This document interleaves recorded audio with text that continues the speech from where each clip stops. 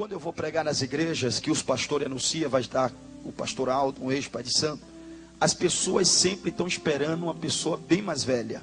Quando eles me vê, se surpreendem. Mas eu não sou tão novinho quanto parento não, irmão. No dia 13 de dezembro, eu completei 39 anos. Eu tenho 10 anos que sou pastor. Já viajei por 12 países pregando a palavra de Deus. Já viajei todos os estados do nosso Brasil. Em cada canto e pedacinho do Brasil, eu tenho passado pregado a palavra do Senhor Jesus. Eu fiquei muito conhecido aqui no Brasil depois do ano de 2004. Em 2004 eu estive num debate com um padre chamado Padre Quevedo. Através desse debate, eu fiquei muito conhecido aqui no Brasil. Arrumei agenda para pregar em vários lugares, aqui no estado de São Paulo, onde Deus tem muito me abençoado. Eu moro ali no estado do Rio de Janeiro, em uma cidade abençoada, cidade quase toda a população é evangélico. Quem não é filho de crente, e é uma benção a minha cidade. Tenho viajado, irmão, ganhado almas para o reino de Deus. Mas eu fiquei muito conhecido através do meu testemunho. Muito jovem ainda, um adolescente com idade de 16 anos, eu fui comandante-chefe do alto escalão da Magia Negra. Com 16 anos de idade, eu passei pelo terreiro de Umbanda, Quimbanda, Candomblé, Vundum, feitiçaria. Eu cheguei ao grau 33, que é o último escalão da Magia Negra. No ano de 82, eu passei a trabalhar para a Rede Globo de televisão. Eu passei a consagrar as suas novelas e as suas minisséries.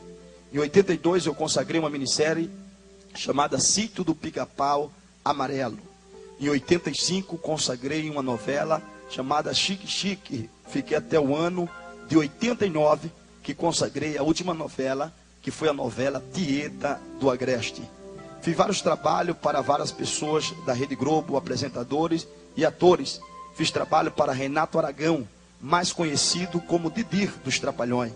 Para quem não sabe, Didi é um babuer da magia. É o segundo alto escalão mais forte da Magia Negra. Ele aparenta ser bonzinho, mas se você pisar no calo dele, você não vai viver para contar história. É um terrível instrumento de Satanás, que vive através de rituais satânicos para ter prosperidade e fama. Fiz vários trabalhos para vários atores, atrizes. Fiz vários trabalhos para uma apresentadora de programa do Rio de Janeiro, conhecida como Xuxa. O seu nome traduzido na magia quer dizer Oxum e Orixá. Xuxa trabalha com Exu Mirim. É um demônio pequeno que prende a criança, tanto nos seus programas, como vicia também nos desenhos. A criança, na sua natureza humana, ela é limpa. Se você colocar uma criança para tomar banho, e se você não for tirar ela do chuveiro, ela fica lá o dia todo. A criança é limpa na natureza dela, pois foi feita por Deus. Porém, a criança presa pelo Exu Mirim, ela é diferente de uma criança normal. A criança presa pelo Exu Mirim, ela não gosta de tomar banho. Ela não gosta de escovar os dentes. Ela não gosta de ir à escola. A primeira coisa que ela faz de manhã, quando acorda, é ligar a televisão para assistir desenho. Essa criança está presa pelo Exu Mirim. Ela pode crescer e tornar-se lésbica se for menina. Pode crescer e tornar-se um homem afeminado se for menino. Você vai perceber que quando é menino, preso pelo Exu Mirim, ele começa a brincar como menina. Ele quer vestir roupa de mulher, passar batom na boca, e às vezes você acha que é porque ele é criança. Não, o Exu Mirim está transmitindo para ele uma força satânica, para que ele pegue espírito de homem afeminado. Essa criança vai crescendo com jeitinho de mulher, e de repente vira um homem afeminado, através de uma força satânica e diabólica. Muitos desenhos, não todos, mas muitos desenhos, são consagrados em rituais de magia negra. Eu consagrei um desenho chamado He-Man. Ali tem um boneco no desenho, que é uma entidade que se apresenta na magia negra como Exum Caveira, o Deus da morte. O adversário do He-Man se chama Esqueleto. Aquele é o Exum Caveira, o Deus da morte na magia negra. Apresentei outro desenho chamado Thundercats. Ali tem uma entidade chamada Munhá. É um caboclo de Angola. Munhá, quando vai fazer o seu desenvolvimento, ele chega na frente de um cadeirão de água fervente e estende as mãos e diz: antigos espíritos do mal. Quando ele diz antigos espíritos do mal, ele está falando dos primeiros demônios que veio à terra. Ele transforma essa forma decadente, essa forma velha, em Munra. Ele se transforma em um demônio grande, cresce na sua cabeça 2 cobras. No seu peitoral, uma cobra de Nor com 2 cabeças. No momento ele vai fazer um ritual girando. Quando ele começa a girar, ele transmite uma palavra satânica amaldiçoando as crianças. Ele, naquele momento, ele transmite uma mensagem dizendo: em nome de Lucifer, o príncipe das trevas, eu amaldiçoo todos que me assistem. Espírito satânico que perturba a criança. A criança fica totalmente perturbada, não respeita pai, não respeita mãe, não respeita ninguém. A criança cresce dentro de um espírito de desobediência. Força satânica e terrível. E um alerta que eu lhe trago maior. Um desenho oferecido a Satanás, consagrado num ritual. As entidades, através do desenho, têm condições de chegar para uma criança, fazer a cabeça dela psicologicamente e mandar ela matar pai ou matar a mãe, matar irmão, matar quem for. Através da força satânica, a criança vai e faz isso. São forças diabólicas, satânica, que usa a vida das pessoas e destrói com ela. Aqui em São Paulo está tendo uma polêmica muito grande de um homem e uma mulher que matou a sua filhinha. Eles vão morrer dizendo que não foi eles. Vão morrer dizendo. Existe um caboclo chamado Sete Cruzilhada. É o Sete Cruzilhada de Toco. O Sete Cruzilhada de Toco, ele incorpora em um pai de santo. E o pai de santo, que for forte na magia, querendo prejudicar a vida de qualquer pessoa, manda o Sete Cruzilhada, caboclo de Toco, sair do corpo dele, entrar no corpo da pessoa e fazer a pessoa matar quem for. Pai, mãe, filho, quem for. Ele mata e depois que matar, ele morre, dizendo que não fez nada. Porque foi a entidade que usou seu corpo, usou sua vida e fez ele fazer aquilo. Através de entidades malignas, pessoas têm tirado vida. E Deus tem levantado um exército, que é eu e você, para lutar contra as forças das trevas, lutar contra Satanás. Nós precisamos, nos últimos dias, irmãos, consagrar nossa vida diante de Deus, buscar mais a presença do Senhor. Da vez de você ir para churrasco, vá orar a Deus. Da vez de você no domingo ir jogar futebol, pegue a Bíblia e folhetos na sua mão, e vá ganhar almas para o reino do Senhor. Da vez de você perder tempo no mundo com coisas passageiras, busque mais a presença de Deus. Porque enquanto você está perdendo tempo, almas estão morrendo nas mãos de Satanás. E Deus está contando com você para ganhar essas almas. Deus está contando com você para libertar essas almas das mãos de Satanás. Fiz vários trabalhos, irmão, para várias pessoas famosas e importantes do nosso Brasil.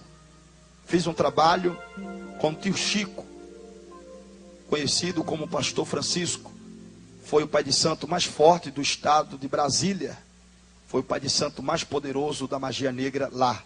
O trabalho que eu fiz com ele, junto com ele, com mais 5 pai de santo graduados do alto escalão da magia negra.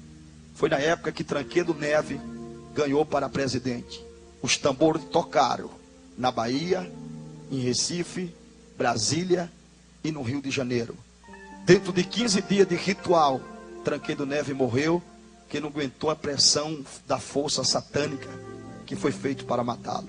A política que nós vivemos é uma política de sujeira. E a maioria dos políticos tem pacto na magia negra. Para um senador ser eleito, você precisa votar nele. Mas lá em Brasília tem senador que você nunca viu. E você não sabe nem o número dele e nunca votou nele, mas ele está lá. Deputados federais, homens que faz trabalho na magia negra, para poder ser eleito e poder ter riqueza. Às vezes tem igreja e tem pessoas que acham errado quando o evangélico é político. E até mesmo com raiva não vota nele, mas prefere votar num macumbeiro. Tiveram um apoio agora lá no Rio de Janeiro. A lei do silêncio estava pegando forte, fechando as igrejas. Um deputado evangélico entrou, lutou contra isso e conseguiu liberar essa lei, tirar essa lei do mapa.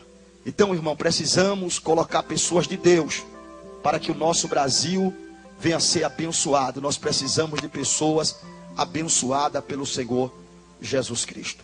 Fiz vários trabalhos, fui pai de santo de cabeça de Fernando Collor de Mello e do PC Faria.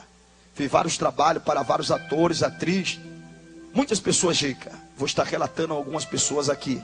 Mas hoje eu trabalho para o Senhor Jesus Cristo de Nazaré. O Deus que liberta o homem, resgata ele das mãos de Satanás e faz um instrumento nas suas mãos. Eu gostaria que você se colocasse em pé e abrisse a sua Bíblia comigo no livro de Revelação. É o livro do Apocalipse, capítulo de número 2 e o versículo de número 10. Nós vamos ler a última parte desse versículo. Eu vou estar trazendo aqui uma porção da palavra de Deus, pois a palavra de Deus não pode ser substituída por testemunho. Ela é insubstituível, nada substitui a palavra de Deus. Mas eu vou abrir um parênteses da mensagem. Eu vou estar relatando algo do meu testemunho, que possa trazer um alerta para vocês, possa edificar a fé de vocês, e que através do meu testemunho você venha mais buscar a presença de Deus.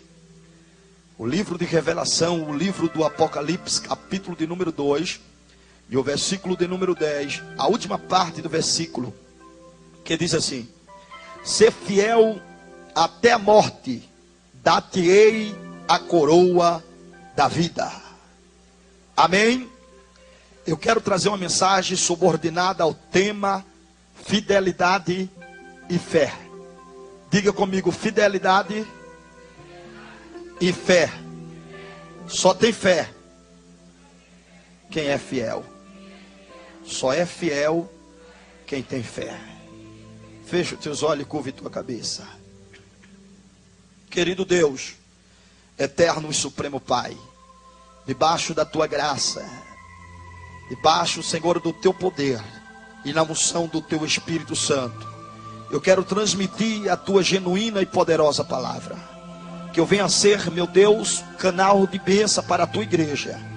E que as verdades, Pai amado, seja revelado através da minha boca. Algo que possa trazer alerta e edificar a fé, Senhor, de cada crente aqui.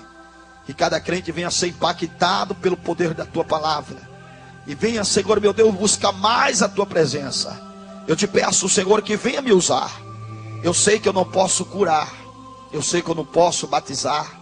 Eu não posso salvar. Mas eu sei que tudo isso, Senhor, tu pode fazer. Portanto, nesta noite, Deus tenha liberdade de fazer um milagre acontecer neste lugar. E o teu nome, ó Deus, ser glorificado. Porque a honra, Senhor, é para o Senhor. A glória é para o Senhor. Tudo é para louvor do teu nome. Eu te peço que nesta noite, Senhor meu Deus, o Senhor venha me usar e este povo venha ser impactado pelo poder da tua glória. Que a tua glória se revele e o teu nome seja exaltado. Recamaço que me deplaste que me entria. Pelo poder do nome de Jesus, eu já determino neste lugar um milagre em cada vida. Eu determino sobre cada vida aqui o milagre da parte de Deus, em nome de Jesus. Que crê assim, diga amém. Pode sentar, crendo na vitória. Quando falamos de fidelidade e de fé, nós lembramos do nosso irmão Jó. A Bíblia revela que Jó foi um homem, pode-se dizer, o homem mais provado dentro da Bíblia Sagrada. Foi Jó. Não teve nenhum outro homem que foi provado da mesma maneira que Jó. Jó era um crente fiel. A Bíblia diz que ele era fiel, temente a Deus e livrava-se do mal. Era um crente correto. Mas Deus resolveu provar Jó. Porque Deus não prova crente infiel. Deus só prova quem é fiel. Às vezes você ora tanto, busca tanto, e fica sem entender por que eu oro, busco tanto, e as coisas estão dando tudo ao contrário na minha vida. É Deus provando você, para ver se realmente você é fiel. Quero dizer a você que essa prova vai passar. E quando ela passar, a vitória chega. E quando a vitória chega, até o diabo se assusta. Deus vai mudar a sua história. Ele está lhe provando, mas Ele não te abandonou e não te deixou só. Ele está do teu lado e vai te dar vitória. Eu quero que você fale para o seu irmão: você vai passar por esta prova. E Deus vai te dar vitória. Deus provou Jó. Eu acredito que quando o diabo chegou diante de Deus, ele disse: olha Deus, eu fui na terra passear por ela, e eu vi muito tipo de crente. Crente mentiroso, crente rolão, crente enganador, crente invejoso. Vi toda a qualidade de crente. Mas Deus chegou para ele e disse: mas tu observasse o meu servo Jó? Jó era espelho, irmão. Era exemplo de crente. Jó. Tem crente que não dá testemunho de crente. Tem crente que não dá exemplo aos outros. Não revela que é cristão de verdade. Não mostra para o mundo o Cristo que vive nele. Mas Jó não, Jó era crente. Deus deu a Satanás como referência de um verdadeiro cristão. Mas o diabo, que ele não fica satisfeito quando vê alguém abençoado, ele disse: porém Jó tem de tudo que um homem pode ter na terra. De forma nenhuma ele será infiel a você. Deus disse: então vai lá e toca no que ele tem. O diabo começou a tocar, irmão. A notícia começou a vir. Às vezes você aceita Jesus, é empresário, a tua empresa começa a entrar em dificuldade. Os funcionários começam a dizer que não está rendendo, não está vendendo, não está indo, não está vindo e tal. E você entra em desespero. Muitos até deixam até Jesus. Sua empresa não vai falir não. Que o Deus que está te provando, Ele está bem pertinho de te aprovar. E quando Ele te aprovar, vai vir de um lado, vir do outro, a bênção vai chegar na tua vida. E quem está pensando que tu vai viver lá embaixo, no zero, vai pedir emprestado a você e saber que Deus é na sua vida. A notícia vinha, Jó disse o que aconteceu. A sua fazenda, meu senhor, foi destruída, um vento acabou com tudo. Jó disse: mas foi Deus que me deu. Foi Ele que levou. Louvado seja o nome do Senhor. Jó sabia que o controle estava nas mãos de Deus, irmão. O diabo não tem poder para nada. O controle está nas mãos do Senhor. E o que acontecer na sua vida é permissão de Deus, mas que vai servir para algo sobrenatural no seu viver. Deus nunca prova a gente, irmão, em vão. Ele sempre prova para dar vitória. Às vezes você tem um carrinho, perdeu, o ladrão levou. Sabe por que o ladrão levou teu carrinho velho? Porque Deus quer te dar um zero, para o diabo ver que Ele é Deus na tua vida. Nada acontece por acaso. Tudo está nos projetos e nos planos de Deus. Deus tem bênção para a sua vida. Deus tem vitória para você. Mas Ele quer que você aceite. Deus quer que você aceite a aprovação dEle. Quando você aceitar que é Ele te provando, aí a vitória vem. Às vezes a moça namora um rapaz, é apaixonada, está doente por ele. Aí do nada ele acaba o namoro, desaparece. Ela não entende, fica revoltada, começa até a ficar oprimida. Deus tirou, foi do teu caminho uma luta. Deus tirou uma bomba que ia destruir com a tua espiritualidade. Agora o que Ele tem para você é bênção.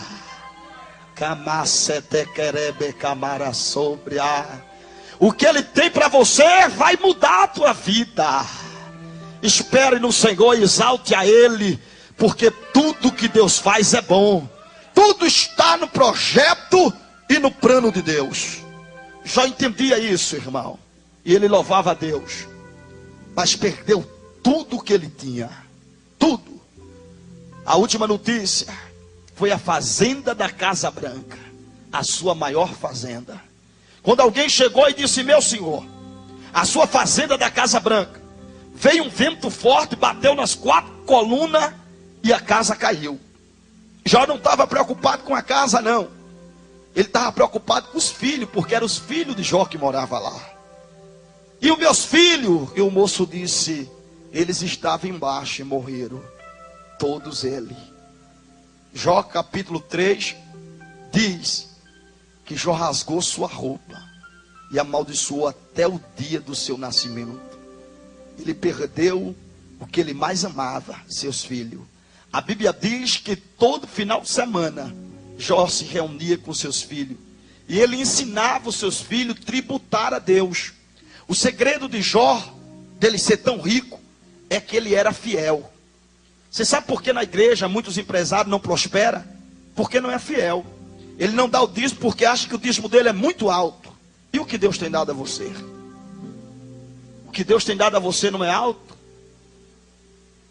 E o que o devorador tem tirado de você? Enquanto você não for fiel, meu irmão, o devorador não vai sair da tua empresa, da tua finança nunca. E não adianta dar pela metade, porque o pastor não sabe, mas ele sabe. E o dízimo é uma coisa, é uma propriedade peculiar sua, é uma coisa exclusiva.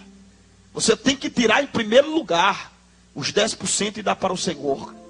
Sabe quanto eu tinha que dar no centro? 40%. Os macumbeiros dão. E são fiel. Se não for fiel, os Exum e os caboclos pegam ele e arrebenta com ele.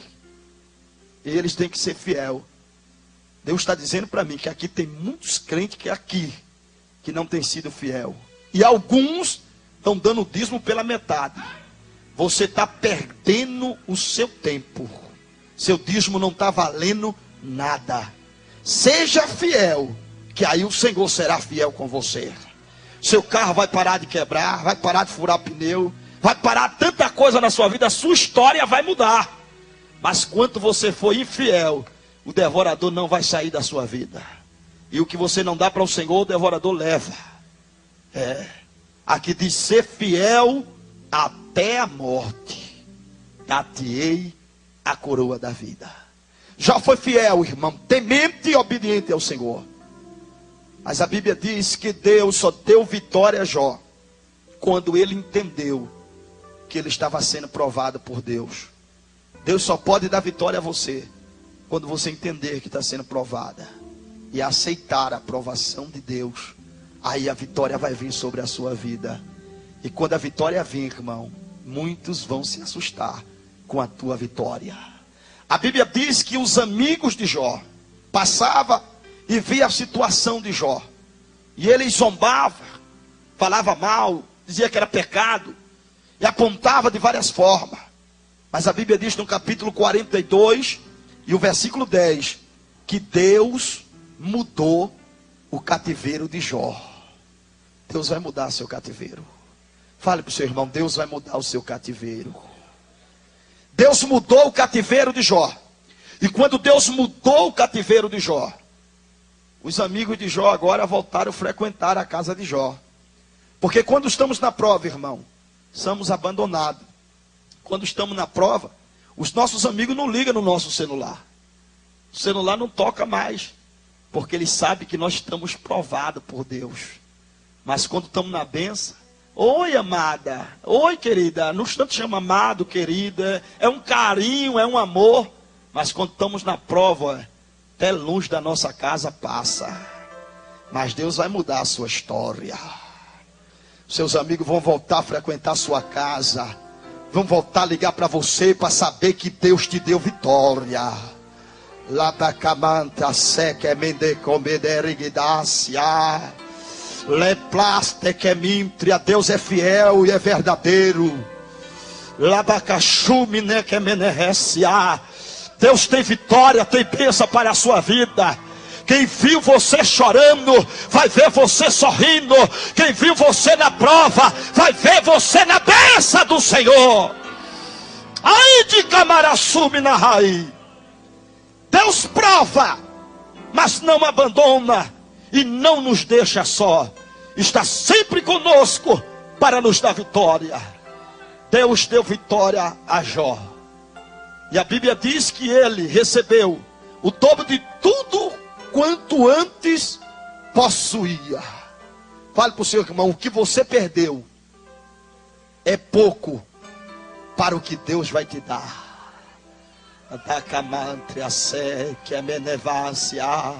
Só quem crê nisso, levante a mão e dê glória ao nome do Senhor nessa noite. É tempo de mudança. Mas quando Deus prova, irmão, é duro. Choramos, sofremos, porque somos abandonados até pelas pessoas que nós amamos. Eu quero trazer o meu testemunho agora para vocês e falar de uma mulher provada, que foi minha mãe. Eu vim de uma geração de pastores. Eu sou neto do pastor Manuel Inácio da Silva. O meu avô foi um dos pioneiros da Assembleia de Deus em Recife. Eu sou neto da irmã Lia. A minha avó foi a 5ª dirigente do primeiro círculo de oração fundado no Brasil. Quando fala Brasil, fala o mundo. O primeiro círculo de oração do Brasil foi fundado em Casa Amarela, pela Assembleia de Deus da Cruz Cabugá. A minha avó foi a 5ª dirigente. Vim de uma família grande da Assembleia de Deus. A minha mãe dirigia um grande círculo de oração na nossa cidade. Era conhecida como profeta. As irmãs chamavam da minha mãe canela de fogo, um vaso de Deus. No ano de 68, a minha mãe estava grávida de mim. Ela estava num círculo de oração orando. Deus levantou uma irmã em revelação profética. Aquela irmã colocou a mão sobre a barriga da minha mãe e disse: mulher, dentro do teu ventre tem um varão escolhido por mim. Ele vai crescer e vai ser um pregador da minha palavra. A minha mãe creu, irmão, e recebeu aquela mensagem profética. Mas o tempo passou. O ano de 75, eu tinha 6 anos de idade. Eu fazia parte de um grupo na igreja chamado Cordeirinho de Cristo. Mas eu de cordeiro não tinha nada. Eu estava mais para lobinho de Cristo. Eu era a criança mais terrível da igreja, era eu. Eu perturbava todos os cultos. Eu derrubava a harpa das irmãs, Bíblia, saía correndo na igreja. Quando os porteiros vinham atrás de mim, eu entrava debaixo do banco. A igreja nossa bem maior do que essa. Eu entrava debaixo do banco e ia saindo pelas pernas do povo. O porteiro me esperava no outro lado, eu via as pernas dele, eu voltava. Aí ficava no meio ali dos bancos, não dava para eles me pegar. Eu era terrível, irmão. Corria para lá, corria para cá. Os molequezinhos, os outros, os pequenininhos que ficavam junto de mim, eu descia o couro, descia a ripa. Os meninos não queriam graça comigo de jeito nenhum. Eu era muito terrível. Mas ali, irmão, a maioria dos porteiros eram senhores de idade, não aguentavam me pegar. Mas Deus mandou um porteiro de outra cidade que veio congregar na nossa cidade. E o meu tio, que era o pastor da igreja, colocou ele na portaria. E ele era aquele porteiro zeloso. Porque tem 2 tipos de porteiro. Tem um porteiro zeloso e tem um porteiro padeciço. Já viu o porteiro padeciço? É aquele que fica assim, ó. Tem boca, não fala nada. Tem olho, não está vendo nada. Os meninos pulam, correm, derrubam tudo ele. Igual um demente. Já viu um demente? Faz nada. Fica assim, ó. Serve para portaria não. Porteiro tem que ser atento. É a criança pulando, é a criança correndo e ele. A criança mexe até com ele. Desce o couro nele, ele está nem aí. Esse é o porteiro padeciço. Agora o porteiro zeloso não. O porteiro zeloso ele fica atento. Mexeu, fez barulho, correu. Ele está em cima. Ele é tão zeloso que às vezes as pessoas acham ele chato. Mas não é zelo pela igreja do Senhor. Aí Deus mandou esse porteiro. E eu lá bagunçando nesse dia, correndo, pulando, plantando bananeira, fazendo diacho. Meu tio colocou uma ordem na igreja. Surgiu uma moda. Porque infelizmente as modas saem para o mundo. Quem compra primeiro é a igreja. A igreja é a primeira a comprar a moda do mundo. Meu tio colocou uma ordem que não podia usar uma saia que saiu lá no Nordeste. Era uma saia chamada Deus queira que não caia. Essa saia era tipo uma toalha. Enrolava, colocava um ganchinho assim. E qualquer vento derrubava ela. Então, a Assembleia de Deus proibiu as irmãs usar. E eu pulando ali, correndo, quando da fé eu vi uma moça usando a saia, Deus queira que não caia. Eu digo, essa é desobediente. Se eu arrastar a saia, meu tio vai achar bom, porque ela nunca mais vai usar, e eu vou ganhar um ponto com meu tio. Aí eu fiquei no corredor como esse aqui na igreja. Eu fiquei esperando uma hora ela entrar no corredor. Quando de repente aquela moça entra no corredor para ir tomar água. Ela vai, quando ela volta, eu digo, agora eu pego ela. Aí eu pego carreira no corredor, vum! Quando passo perto dela, vá na saia. Aí Deus queira que não caia, caiu. Eu arrastei. Arrastei, a coitada ficou em desespero. A sorte dela é que lá no Nordeste, as moças, todo mundo, as mulheres, usa outra saia por baixo. É uma saia, esqueci o nome da saia, é uma saia que elas põem por baixo. Como? Isso, é nágua. Ela usa uma nágua por baixo, é outra saia. Aí eu arrastei a de cima, aí ficou de baixo. Foi o livramento, senão ela ia ficar num aperto terrível. Aquele porteiro viu e viu a moça chorando. Ele chegou perto do outro porteiro e disse: mas rapaz, que menino danado é esse aí, que desde que começou o culto que o cabra está pulando e correndo, agora pegou a saia da moça, a menina está chorando ali, vou pegar ele. Aí o outro porteiro com medo, irmão, que tem gente que tem medo de família grande na igreja. Família grande não manda na igreja não, irmão, quem manda na igreja é Jesus. Família grande sai, Deus manda outra. É. Aí o porteiro com medo disse: ó, mexe não, a família dele é a maior família aqui. O tio é o pastor, a irmã é dirigente da mocidade, a mãe dirigente do coral, dirigente do ciclo de oração, os irmãos bateristas, a família maior é dele. Não mexe não. O porteiro disse: mas a igreja não é deles, a igreja é de Jesus. Ele vai parar de bagunçar agora que eu vou pegá-lo. Aí a mocidade tinha ido para frente da igreja cantar. E os bancos dela estavam vazios da mocidade. Eu comecei a pular de banco em banco, pulava de um lado, pulava do outro, pulando lá, brincando em cima do banco. Terrível, irmão. Vamos dar fé, aquele porteiro bem altão, bem zeloso, veio. Quando ele se aproximou de mim, ele deu um grito que eu quase caí de costa. Quando ele disse: menino, eu olhei e disse: opa, o que é que o senhor quer? Ele olhou para mim, bem sério, e disse: eu quero que você desça daí. Aí, bem com autoridade, eu fiquei com medo dele, desci. Aí eu já ia me embora. Ele: epa, vem cá. Aí eu fui. Ele disse: me dê sua mão. Eu dei a mão a ele. Quando eu dei a mão, aí já senti que o clima ficou ruim. Ele segurou e apertou. Eu digo: eita, negócio aí não tá bom não. Aí quando ele apertou, eu fiquei com medo dele. Olhei para ele e disse: olha, o senhor tenha cuidado, que eu tenho pai e tenho mãe, viu? Ele disse: nem parece. Venha-se embora. Aí me levou para um corredor do lado da igreja, que é cheio de porta com cortina. Me levou para dentro de uma porta daquela, dentro de um quartinho daquele. Fechou a cortina, eu pensei: ele vai dar só uma bronca em mim. Quando ele fechou a cortina, deu logo uma chapuletada na minha orelha. Foi pai, eu não chambei. Aí quando eu me levantei chorando, ele disse: cala a boca. Eu digo: gente, e tem que apanhar e ficar calado, é? Ele disse: cale a boca. Se você voltar a bagunçar aqui, você vai apanhar tanto que até o caminho de casa você vai errar. Eu digo: agora danou-se de uma vez. Ele disse: vá sentar e fique quieto. Irmão, eu nunca vi uma chapuletada fazer o camarada virar um santo. Eu virei um anjo. Não virei crente, não, era um anjo. Se Jesus chegasse naquela hora, eu era o primeiro a subir.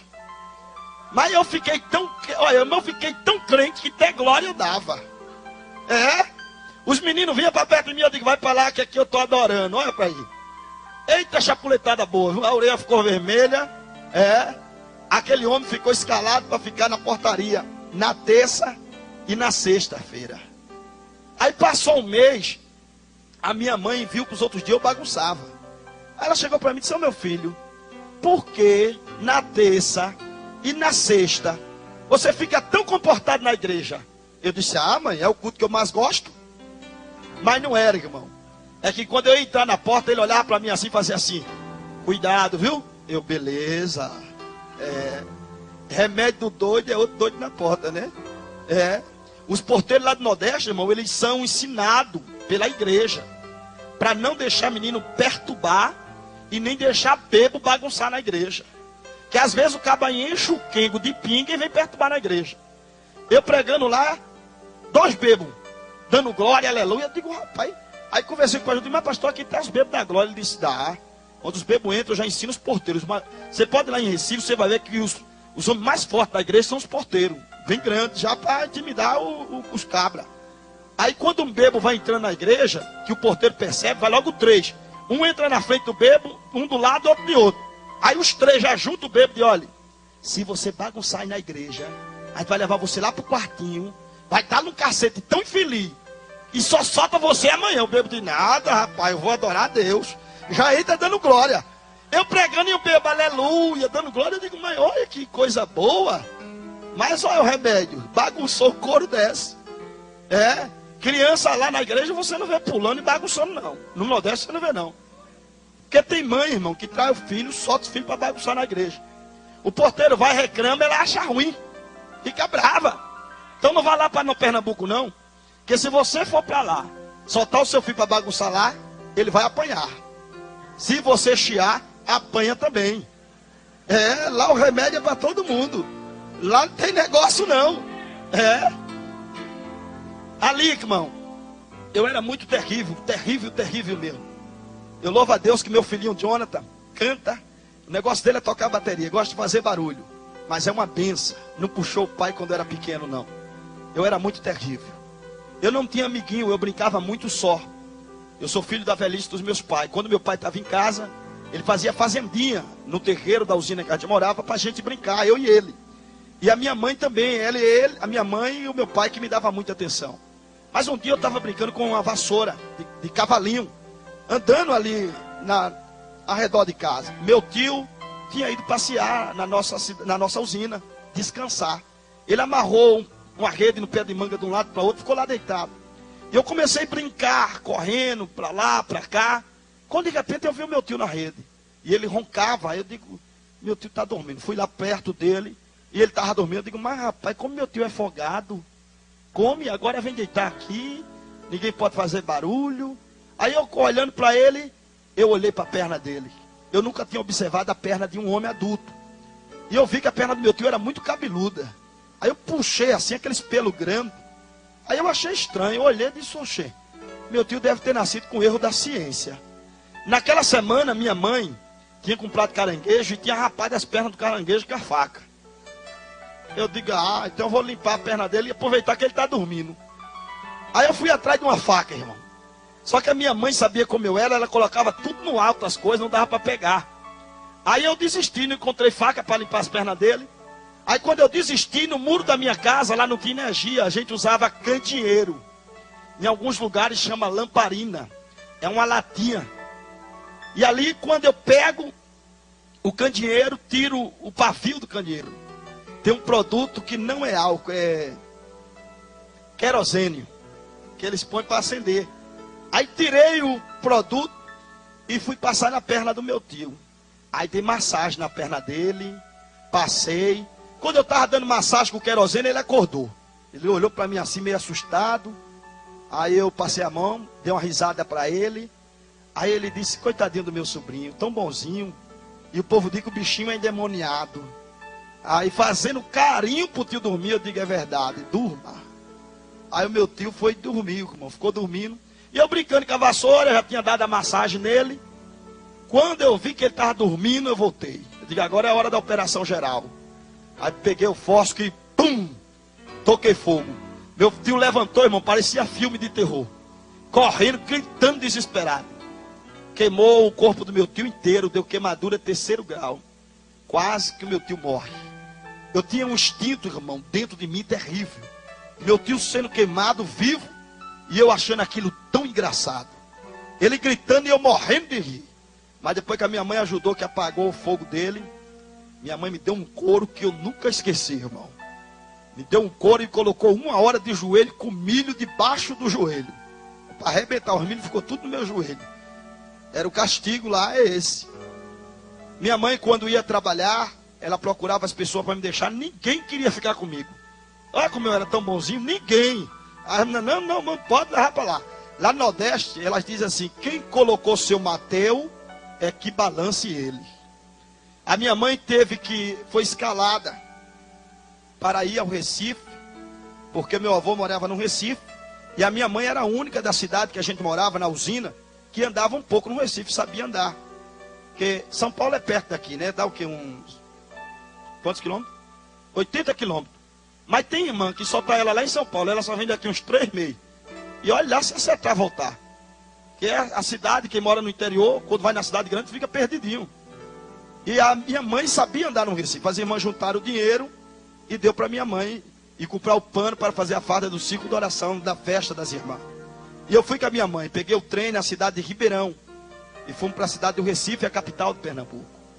Chegando em Recife, descemos numa estação de trem chamada 5 Pontas. Descendo em Recife e fomos ao centro. Compramos o pano para fazer a farda do círculo de oração. A minha mãe era profeta, irmão. Quando ela chegava na igreja, as irmãs olhavam para ela e as irmãs que não conheciam diziam, olha, é aquela ali, aquela irmã ali que é o vaso de Deus. É aquela que Deus usa. Minha mãe era muito usada e as irmãs gostavam muito da minha mãe. Mas Deus resolveu provar minha mãe de uma provação dura. Quando minha mãe voltou comigo, já tinha comprado os panos, entramos dentro da estação 5 pontos. Eu entrei primeiro pela roleta e corri para se esconder. Eu fui brincar com a minha mãe de se esconder. Eu me escondi detrás da porta do banheiro da estação. A minha mãe começou a me procurar e já ficou aperreada, porque o trem estava parado. E o trem já estava indo embora para a nossa cidade. Minha mãe ficou desesperada sem saber o que fazer. Ali, irmão, minha mãe me procurando, o trem parado, sai um garoto de dentro do trem. E aquele garoto confundiu minha mãe. A minha mãe pensou que o garoto era eu. Aquele garoto usava uma roupa igual a minha. Eu estava com uma camiseta preta e um short vermelho. Aquele garoto estava com uma camiseta azul e um short vermelho. Só que aquele garoto usava também um tênis que eu também estava usando. Na época, todo garoto lá no Nordeste usava esse tênis. Era um tênisinho chamado Conga. Era um tênis azul e branco. Mas era antigo. Alguém aqui já conhece? Quem conhece aqui esse tênis? Ah, bastante gente. Esse tênis aí todo garoto usava. Quando a minha mãe viu o garoto, ela pensou que era eu. O garoto entrou novamente dentro do trem. Minha mãe correu e entrou dentro do trem. O trem fechou as portas, irmão. E levou minha mãe. Por causa de uma brincadeira. Eu perdi o colo da minha mãe. Eu perdi o carinho da minha família. E perdi a oportunidade de crescer em um lar evangélico com apoio ministerial. Perdi o privilégio. Perdi minha infância por causa de uma brincadeira. Não brinque de ser crente, não. Seja crente. Quando alguém procurar você para coisas carnais, rejeite, porque você é cristão. Agora é moda, irmão, os crentes jogar futebol. Virou moda na igreja. Mas quando você está jogando bola, almas estão morrendo, precisando de uma palavra sua, precisando ouvir que Jesus salva da sua boca. Tenha compromisso com Deus. Pare de brincar, porque senão Jeová vai trazer você numa cadeira de roda. Aí você vai parar de jogar bola e vai ganhar alma para o reino dele. Deus tem plano com pessoas aqui, além do que você imagina. Então Deus quer que você tenha um compromisso maior com ele. Rejeite o mundo e procure agradar ao Senhor de todo o teu coração, de toda a tua alma. Por causa de uma brincadeira, irmão, eu perdi minha mãe. Quando eu saí de trás da porta daquele banheiro, o trem estava levando a pessoa mais importante da minha vida, a minha mãe. A minha mãe, irmão, me defendia de tudo e me defendia de todos. Um dia minha mãe estava tirando leite da vaca no curral. Ela amarrou a vaca e levou para o curral para tirar leite. Eu ia entrando no curral, um outro garoto que estava com um pai que era boiadeiro, disse para mim: olha, não vai com essa roupa não, que vaca não gosta de cor vermelha. Eu disse: então eu vou ver agora se gosta ou não. Aí tirei a camisa para passar na cara das vacas. Quando eu entrei dentro do curral, saí passando, as vacas não faziam nada. Só que a vaca que a minha mãe estava arrastando, levando, a vaca olhou e viu eu fazendo aqueles movimentos. Ela invocou-se e veio para cima de mim. Quando a vaca arrastou, minha mãe não esperava, estava com a corda segura na mão. A vaca derrubou minha mãe na lama e arrastou por dentro do curral. Uma fepa de madeira que estava na lama travou o seio da minha mãe. Ela perdeu o controle e soltou a corda. Ela caiu entre a cerca. A madeira da cerca cegou seu olho esquerdo. Minha mãe caiu ali sangrando e com a bola do seu olho para fora. Os meus tios entraram, pararam a situação. Minhas pernas travou ali. A minha mãe correu machucada e me abraçou e disse: graças a Deus, meu nego, que não aconteceu nada com você. A minha mãe não estava preocupada com ela, irmão. Estava preocupada comigo. É o único ser que a Bíblia faz uma comparação com o amor de Deus. É o amor de mãe. Mãe ama mais do que marido, mais do que namorado. Mãe ama mais do que tudo. Mãe ama mais do que o pai. O amor de mãe, irmão, é sobrenatural.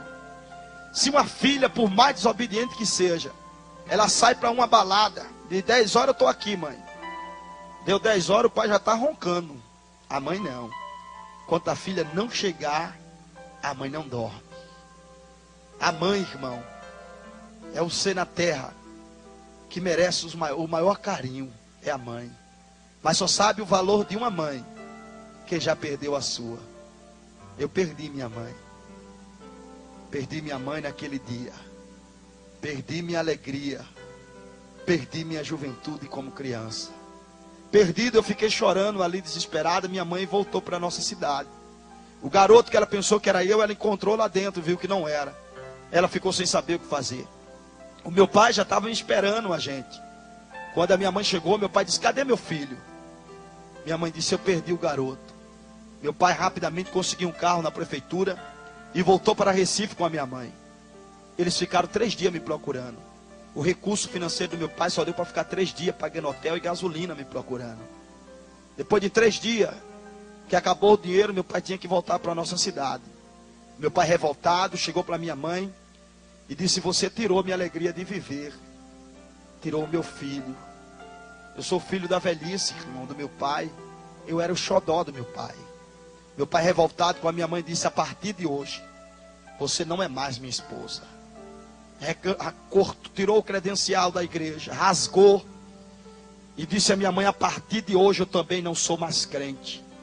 E nem quero crente na minha casa. Meu pai ficou revoltado. Não falava mais com a minha mãe. A minha mãe, quando ia dirigir o circo de oração, que ela era dirigente, as irmãs sempre admiravam ela. Mas depois que ela me perdeu, quando ela entrava na igreja, as irmãs comentavam e diziam: olha aí a irresponsável. Perdeu o garoto de 6 anos. Nessas alturas, a criança já morreu. A minha mãe curvava a cabeça, dobrava o joelho e chorava, irmão. Além de ter me perdido, era acusada pelas pessoas.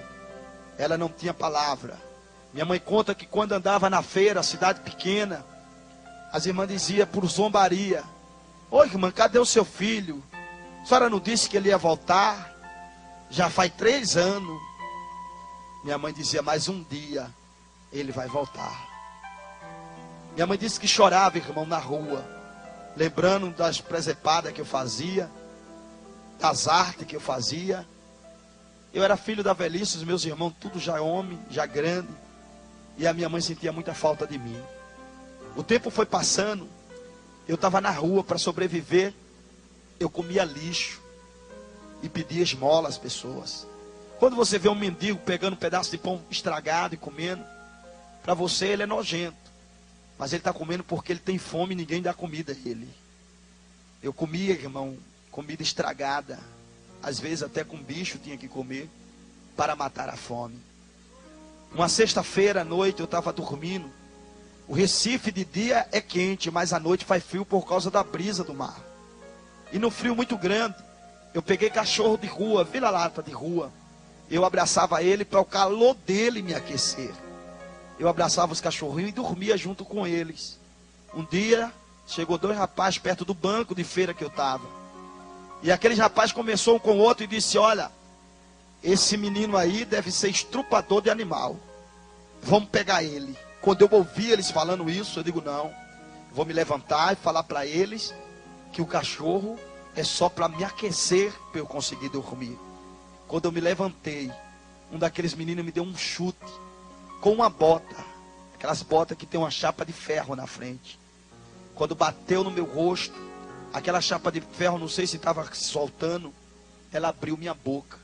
Eu carrego hoje essa cicatriz que cortou de um lado a outro. Abriu minha boca e quebrou meu maxilar. Eu caí no chão, não podia gritar porque o maxilar estava fora. Eu me levantei para correr. O outro amigo dele pegou um negócio que é tipo um dedo de ferro. Põe um dedo assim e fica uns dedos de ferro. E deu um soco no meu rosto. Quando ele bateu, eu já estava machucado. Eu caí desmaiado, tremendo ali. Eu fiquei debaixo daquele banco de feira sangrando a noite inteira. Quando foi de manhã, um moço que sempre passava ali, ele me dava pipoca. E ele me viu ali naquele banco porque ele sempre passava ali. Ele me pegou e me levou ao hospital. A enfermeira, quando começou a costurar a minha boca, o médico, ela disse: mas quem fez isso com um garoto desse? O médico disse: isso aí, isso deve ser um cheira-cola, ladrão. Foi roubar a carteira de alguém e fizeram isso com ele. Costura a boca dele e põe ele para fora que ele está fedendo muito. Eu via o tratamento como eu não era nada, não era ninguém. não existia. Me tiraram dali para fora. Eu olhei para o céu, irmão, e eu lembrava que a minha mãe contava a história que Deus dava pão às pessoas da terra e água para que elas não morressem de fome. Naquele período já fazia dias que eu não tinha comida. O médico, se era para eu tomar, porque eu não podia mastigar, tomar sopa. Mas aonde que eu ia arrumar sopa? Eu não tinha dinheiro. Quando chovia, eu pegava a lama da chuva e eu bebia. Eu ia para a beira da praia e eu pegava coco, resto de coco que as pessoas bebiam e jogavam, e bebia a água do coco. O coco novinho, ele faz tipo uma laminha de coco. Eu comia aquilo, era a minha sopa. Não tinha sopa para mim. Passava noite e noite com fome. Apanhava muito dos outros garotos. Mas um dia eu estava na frente de um quartel-general antigo do Recife. Eu pensei que seria meu socorro, mas foi a maldição da minha vida. Parou uma mulher com um carro, e aquela mulher dava sopa para meninos de rua. Eu não sabia quem era aquela mulher. Aquela mulher era a macumbeira mais poderosa do estado de Pernambuco, conhecida como Tia Diná, comandante-chefe do alto escalão da magia negra. Quando eu entrei na fila para comer a sopa, ela me tirou da fila. Eu disse: a senhora não vai me dar sopa? Ela disse: claro que eu vou. Estou tirando você da fila porque você é uma criança especial. Você vai comer a sopa que você quiser. Aquela mulher me deu bastante sopa. E ela chegou para mim e ela disse: você está na rua por quê? Você não tem pai nem mãe? Eu disse: eu tenho, mas eu me perdi da minha mãe e eu não sei voltar para minha casa.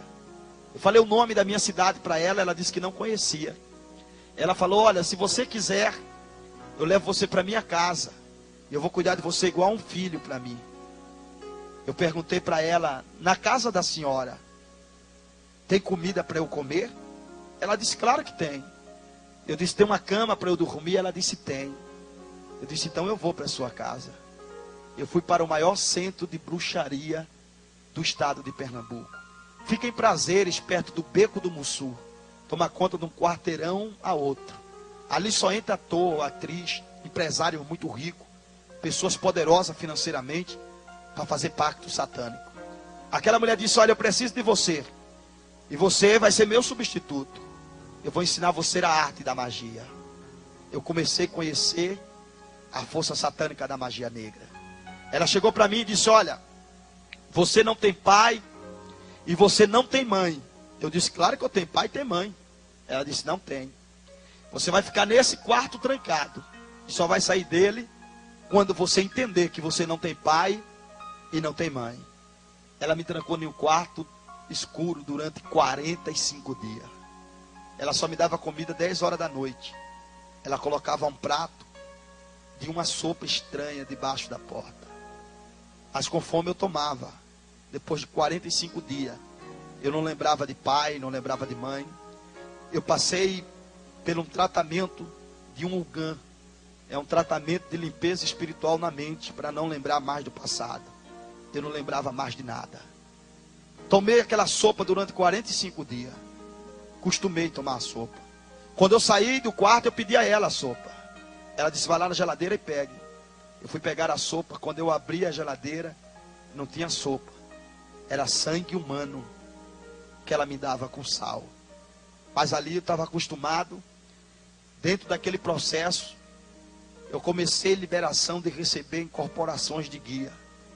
Ela me trancou em um quarto de desenvolvimento mais 7 dias para receber os guias.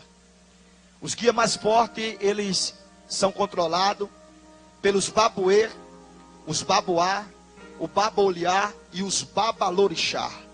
São os pais de santo poderosos de Angola. Esses pais de santo, se ele fizer um ritual para matar uma pessoa, ele mata a pessoa naquela hora, se Deus não tiver plano. Se fizer um ritual para pôr uma lepra, uma doença, a pessoa perder toda a sua parte financeira, ela é perdida e destruída. São os pais de santo mais poderosos da magia. Ela me trancou em um quarto, que era dos babalorixá de desenvolvimento, durante 7 dias. No penúltimo dia que eu estava ali, eu comecei a receber as incorporações dos guias, que só os pais de santo graduado poderoso recebia. Os babuê, os babuá e os baboliá e os babalorixá recebia. Eu recebi numa noite só os guias que todos eles recebiam de ano em ano. Quando eu saí dentro daquele quarto, A mãe de santo olhou para mim, ela viu o número de grau da magia negra que eu recebia, as incorporações. Ela ficou com medo.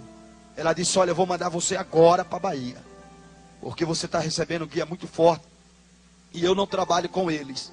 Você vai ter que ir para a Bahia, desenvolver com a mãe menininha do Cantuar. Me mandou para a Bahia. Fiquei de 7 a 8 meses com a mãe menininha do Cantuar. A mãe menininha me ensinou toda a arte da magia, todo o controle de poder satânico, toda a força da magia negra. Quando eu saí de lá, ela disse para mim: olha, você vai comandar 27 terreiros do alto escalão da magia negra. Não aceite desaforo de nenhum homem. Eu dava um salto de 3,5 metros de altura. Deus sabia que eu ia me converter. Sim ou não? Sabia ou não sabia? Ele sabia que eu ia contar hoje a vocês que eu dava um salto de 3,5 metros de altura. Sim ou não? Só que ele sabia que vocês não iam acreditar. Aí ele permitiu eu ir numa praia chamada Velmar, perto de uma usina chamada Trapicho, perto da cidade do Cabo. Lá eu dei um salto de 3,5 metros de altura. Um pai de santo chamado Pelé bateu a foto e me deu aquela foto. Eu não sabia para que ia servir. Hoje eu sei. Serve de testemunho. Aqui estou incorporado com o Exum Capa Preta e o Exum do Lodo, dando um salto de 3,5 metros de altura. Nenhum homem, na sua capacidade humana, ele consegue fazer isso. Isso é a incorporação de um Exum poderoso da magia, que me dava força e poder sobrenatural. Incorporado com essa entidade, eu mataria qualquer homem e qualquer pessoa que me desafiasse. Eu passei a ser temido e conhecido em Pernambuco como menininho do inferno, o pai de santo mais novo do estado de Pernambuco. Comecei a fazer grandes trabalhos. Em 82, eu conheci Dr. Roberto Marinho, o dono da Rede Globo. A mãe de santo disse para mim: olha, eu vou te apresentar um homem muito poderoso, e que ele gostar de você, ele vai contratar você para trabalhar para ele. Fiz um ritual para ele, ele gostou. Me contratou para consagrar as suas novelas e as suas minisséries. Eu consagrei a minissérie em 82, Sítio do Pica-Pau Amarelo.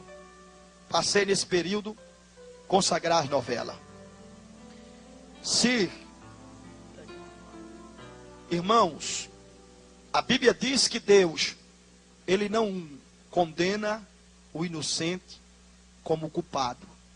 Porém, o culpado, Deus não poupa como inocente. Se esse copo de água está aqui, e é uma ordem que não pode beber a água desse copo, eu bebo sem saber.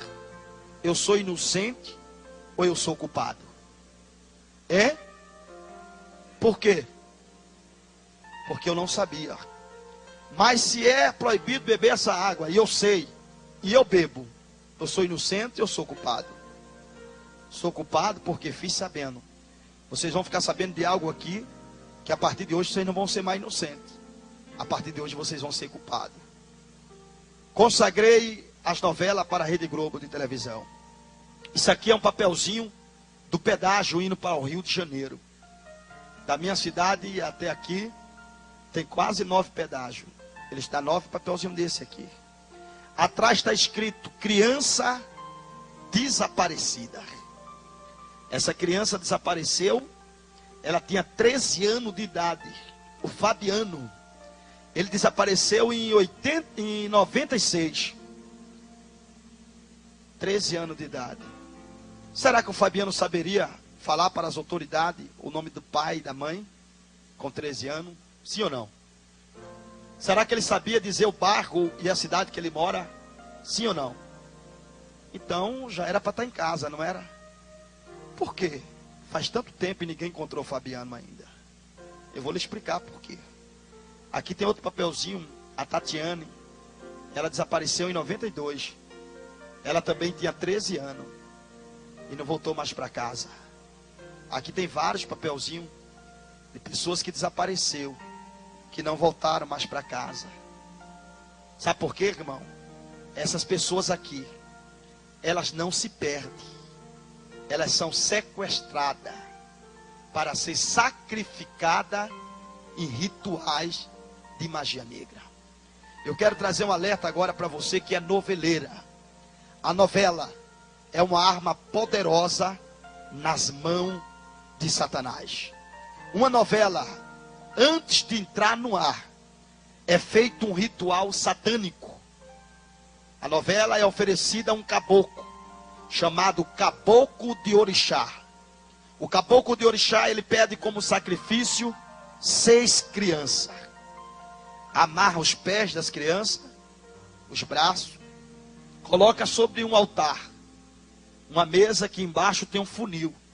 Pega um punhal de um tranca-rua e trava o coração da criança. Quando retira esse punhal, tem que apertar para dar pressão para o sangue sair. A criança se bate em cima da mesa até morrer. Quando ele retira o punhal, retira o sangue da criança. Retira a carne dos ossos. Depois pega os ossos, queima como incenso ao caboclo de Orixá. Assim é o processo com 6 crianças. A novela é consagrada. Os atores que fazem parte da magia, fazem parte do ritual feito com a vida das crianças. A novela entra no ar com um poder terrível. No dia do juízo final, os pais de santo que matam essas crianças vão pagar pelo sangue inocente dessas crianças. Os atores, as atrizes que têm parte na magia também vão pagar. Mas você sabe quem são os primeiros, os principais assassinos dessas crianças? Você sabe quem é? Todos aqueles que assistem novela.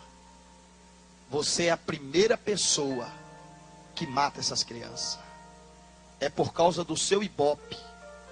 É por causa da sua audiência que essas crianças aqui é morta. Você é a pessoa principal que mata elas. No dia do juízo final, Deus vai cobrar o sangue dessas crianças da sua mão. Vai cobrar de você. Mas pastor, eu não sabia disso não. Então você era inocente. Deus não vai cobrar de você. Você não sabia? Só que a partir de hoje, você está sabendo. A partir de hoje, você não é inocente mais não. Cada novela que você assistir a partir de hoje, coloque no seu caderninho: matei uma criança. A partir de hoje, você será culpado do sangue inocente dessas crianças. A novela, ela parece, irmão, parece ser uma coisa normal. Se você ver, você vai achar que é normal. Mas eu vou somente dar um exemplo para você ver que não é normal. Nada na televisão prende alguém como a novela. Nada. Às vezes nem Deus fala com você.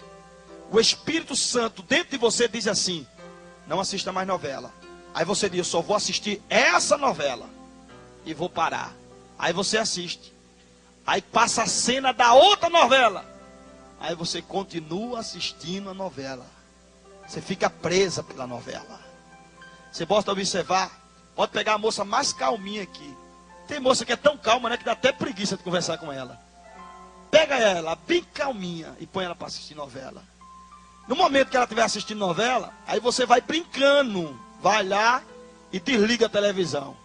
Aí você vai ver ela pegar uma panela de pressão e quebrar em 2 bandas na sua cabeça. É o momento, irmão, que a mulher fica atacada. No momento que ela está assistindo novela, ela não quer barulho nenhum não. Se uma criança chorar, ela quer que a criança cale-se de qualquer jeito. Ela fica atacada, terrível. A novela é uma arma de Satanás. 60% da mulher que traz o marido é através da novela. A novela é uma força muito poderosa e satânica. O diabo sabe que entre o homem e a mulher, a parte romântica é a mulher. A mulher é romântica. O homem não é não. O homem é bom. Mas romântico ele não é não. Ah, pastor, meu namorado é romântico. Case com ele. Aí depois que casar, aí você vai ver se é romântico. O homem é conquistador. E para ele conquistar, ele faz qualquer coisa. Você pode ver que quando está namorado é assim, agarrado. Ó. É grudado na mão. Onde vai é um amor, um chamego. É seguro. Vai para a igreja, agarradinho, namorado. O homem tem que conquistar, né? A moça vai, pisa numa poça de lama. A lama suja o vestido dela. Ele põe a mão no bolso, tira o lenço limpinho e passa na saia dela para tirar a lama. Coitadinha da minha nega. Para que foi chover hoje, São Pedro? Aí limpa. A mulher fica toda. Aí vai para a igreja. Aí casa. Depois de 9 meses passa naquela mesma rua.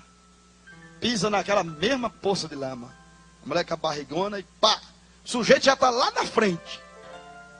Olha para trás e diz: anda, tartaruga. Tu tá cega, é? É. A história muda, minha irmã. Depois que conquista. Tem irmã aqui que não sabe nem o que é caixinha, que não sabe nem o que é bombom, faz muito tempo. Mas quando namorava, ganhava caixinha de bombom, rosinha. É. Agora parou. Depois que conquistou, acabou-se o negócio. O homem é conquistador, mas romântico não é. Ele é bom para a mulher. Quando o homem ama a mulher, ele faz tudo. Mas não é a natureza do homem, não. O homem não é romântico, não. Mas a mulher é. Uma poesia, a mulher fica encantada. Esses camaradas que tem aquele 7 bem forte, quando fala, ela chega se derrete. É, irmão. Porque a mulher é romântica. Ela gosta de palavras bonitas. Mas o homem não é. A novela, irmão, transmite o que não existe. Tem mulher que quando está assistindo novela, que ela vê uma cena romântica, ela vive a cena, ela está assim, ó. Aí passa a cena romântica, ela chega, respira fundo. Está vivendo aquela cena. A novela prende ela. Eu duvido uma noveleira cantar aqui e Deus batizar. Duvido. Eu duvido uma noveleira expulsar demônio. Demônio se manifestar aqui, ela dá uma carreira que abre porta até aqui, onde não tem, para correr. É, porque ela sabe que ela não tem unção e autoridade de Deus para expulsar o demônio. Mas uma crente que fiel, que anda de joelho, pode se levantar todos os demônios das trevas que ela expulsa no nome de Jesus. Amado, a novela é uma arma de Satanás. Tem muita coisa que eu poderia transmitir para vocês sobre a novela. Como ela faz a mulher trair o marido. A novela faz a mulher trair o marido. Mas o tempo vai, já é 9 e pouco. Eu estou querendo parar já. Eu comecei, irmão, consagrando novela. E ali eu conheci os atores, as atrizes. Conheci as pessoas famosas. Eu conheci Renato Aragão, Didi dos Trapalhões. Didi me procurou para fazer um trabalho para ele. Eu fiz o trabalho, ele me pagou. Só que eu fui fazer o agradecimento da oferenda para Iemanjá, a rainha do mar, numa praia chamada Boa Viagem, no Recife. Quando eu cheguei na praia Boa Viagem, que eu levei a oferenda de agradecimento a ela, ela se materializou dentro do barco e disse: olha, eu não quero nada do que você me trouxe aí. Eu disse para ela: o que é que a senhora quer? Ela disse: olha, eu não quero nada disso, eu quero sangue. Eu falei: de que espécie de animal? Ela disse: eu não quero sangue de animal, eu quero sangue humano. Mas eu não quero sangue de homem, não. Eu quero sangue de mulher. Eu quero que você vá lá na fora e me traga aqui uma moça de 15 anos de idade. Pega o punhal do 7 facadas. Dê 7 facadas nela aqui dentro do mar. Jogue ela dentro do mar, que eu vou beber o seu sangue e vou comer sua carne. Eu saí para fora do mar para buscar uma moça de 15 anos. Quando você sai de casa, o diabo está de olho em você. Você vai para o trabalho, ele está de olho em você. Aonde você vai, o diabo está de olho em você. Você sabe por que ele não faz nada com você?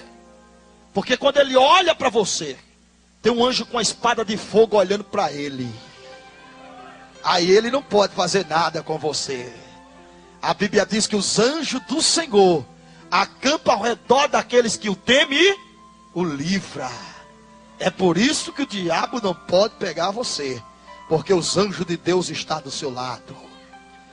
Eu fui buscar uma moça de 15 anos. Fiquei na porta de uma escola esperando terminar a aula. Quando terminou, saiu aquela multidão de jovens.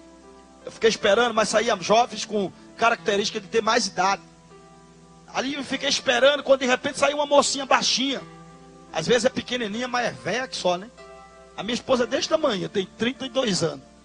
Não cresceu, eu não sei porquê. Eu acho que na época não tinha fermento. Aí esperei aquela moça sair. Quando saiu, fui seguindo ela. Ela entrou em uma rua que não tinha muito movimento. Eu encostei o carro rápido, desci e tem uma gravata no pescoço dela. Desmaiei ela e joguei dentro do carro. Peguei o livro da escola dela, joguei dentro para não deixar rastro. E levei. Levei para a Praia Boa Viagem para sacrificar ela. Aquela moça tinha que morrer para Renato Aragão fazer sucesso mais e ganhar mais dinheiro. Quando eu cheguei na Praia Boa Viagem, aquela moça tornou do desmaio. Vi uma viatura da polícia passando do meu lado. Quando de repente ela começou a gritar, eu fiquei com medo da polícia ouvir o barulho e me enquadrar. Eu encostei o carro para desmaiá-la de novo. Mas quando eu encostei o carro, aquela moça abriu a porta de trás e correu. E eu corri atrás dela. Se aquela moça corresse para o centro do Recife, eu não poderia pegar ela porque alguém poderia ajudar. Mas ela correu para a beira da praia. E a Praia Boa Viagem é muito larga, é bem grande. E eu corri atrás dela na praia. Rápido eu alcancei ela. Aquela moça era branca de cor. Seu olho estava roxo de tanto chorar. Desesperada, com medo da morte. Eu estava com um punhal, com 7 travão, punhal do 7 facada. Corri e alcancei ela rápido. Ela chorando, desesperada, eu disse para ela, olha, se você correr eu vou travar o seu braço e você vai sangrando até lá. É melhor você ir numa boa comigo, eu mato você e você nem vai sentir a dor da morte. Aquela moça estava em desespero, irmão. Com medo de perder sua vida, seu futuro, os seus projetos e o seu sonho. Eu era um instrumento do diabo. Para mim matasse ela não tinha problema nenhum. Mas eu me aproximei para pegar ela e levar. Ela chorando, desesperada, olhando para mim, com medo da morte, querendo socorro. Eu me aproximei dela. Quando eu me aproximei, ela deu um passo para trás, levantou a mão. Eu pensei que ela ia tentar se defender, lutar comigo. Eu digo, eu dou um soco na testa dela e desmaio. Me aproximei mais perto e fui dar um soco nela. Aquela moça levantou a mão e deu um grito. Disse, Satanás, pelo poder do nome de Jesus, eu te repreendo agora. Naquele momento surgiu uma luz forte daquela moça, me candeou, derrubou-me no chão, através do Exu e o caboclo que estava comigo, eu caí no chão. Na hora que eu caí no chão, aquela moça estava toda vermelha, brilhando, se aproximou de mim e disse, moço, eu tenho dono, e o meu dono é criador do céu e criador da terra. Só quem tem dono aqui, levante a mão e dê glória a ele nessa noite. Aleluia. Naquela hora, o meu corpo paralisou e eu não consegui me levantar. Aquela moça foi embora. Quando eu me levantei, aquela moça não estava mais ali. Mas quando eu entrei dentro do carro, encontrei o livro da escola dela. E ali tinha nome e endereço dela. Eu disse, ela deve ser uma mãe de santo. Mas eu vou matar ela no ritual. Chamei os pais de santo forte para fazer o ritual comigo. Fizemos o trabalho. Eu mandei o Exu do Lodo matar ela. O Exu do Lodo não voltou mais para o centro. Eu fiz o outro ritual e mandei o Exu Caveira, o Deus da morte, matá-la. O Exu Caveira foi e voltou. Se materializou no centro. Materializado, se apresentou para mim. Eu disse, você matou a moça? Ele disse, não. Nem matei e nem posso matar. Eu não posso tocar no fio de cabelo dela. Eu disse, ela é mais graduada do que eu, é mãe de santo ela. Ele disse, não, eu não posso matar ela, porque ela pertence ao Deus Todo-Poderoso. Você pertence a um Deus que é tremendo e é terrível. O diabo não pode tocar na sua vida, porque Deus está do seu lado para te dar vitória e te livrar das mãos de Satanás. Aleluia! Eu fiquei revoltado com aquilo. Eu liguei para a mãe menininha do Cantuá na Bahia, me explicar com ela. E contei a situação para ela. Ela disse, o que a entidade disse para você? Eu disse, olha, falou para mim que a moça era crente e não podia matar. Ela disse, mas você ficou 8 meses comigo aqui. E eu falei para você várias vezes que não pode fazer trabalho contra esses cristãos. E eu disse, mas qual é o problema? Eles não é gente não? Ela disse, é gente, mas o Deus dele não deixa que a macumba pegue neles. Macumba não pega na tua vida porque o teu Deus te protege contra ela. Arabacamara sorabacamandaracia. Redova soube nagasoube derga.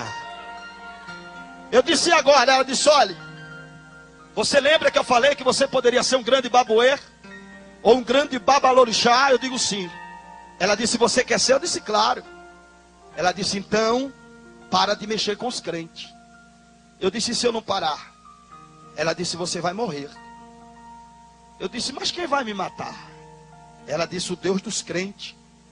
Eu disse, mas a senhora disse para mim que os meus guias me protegem de tudo e de todos. Ela disse, mas dele não. Ele arrebenta com tudo.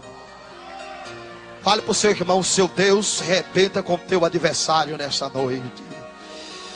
Rabacabanda gachou-me de quebedecia. Radorg de surg dai.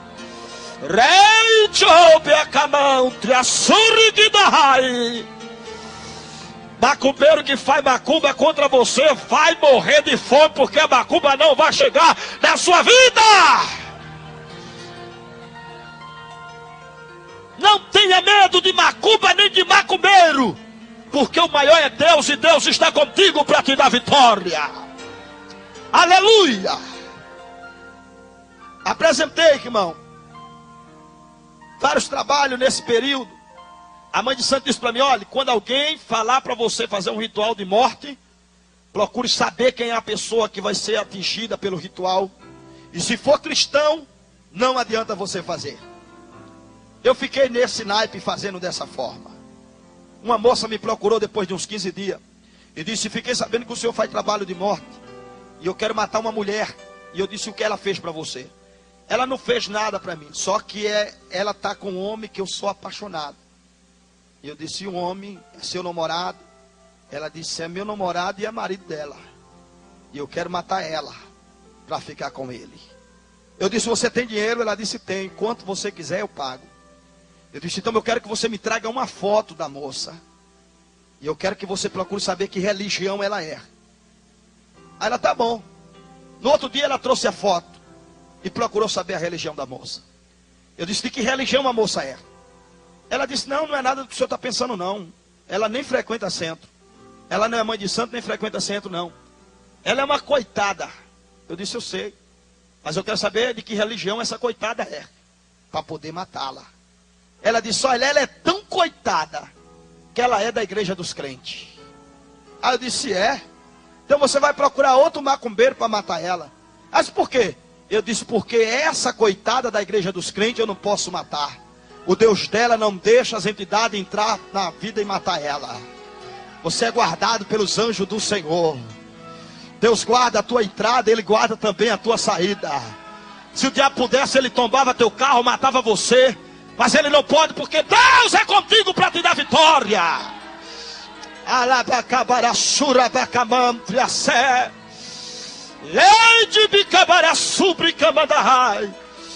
Deus é o Deus que nos protege, irmão.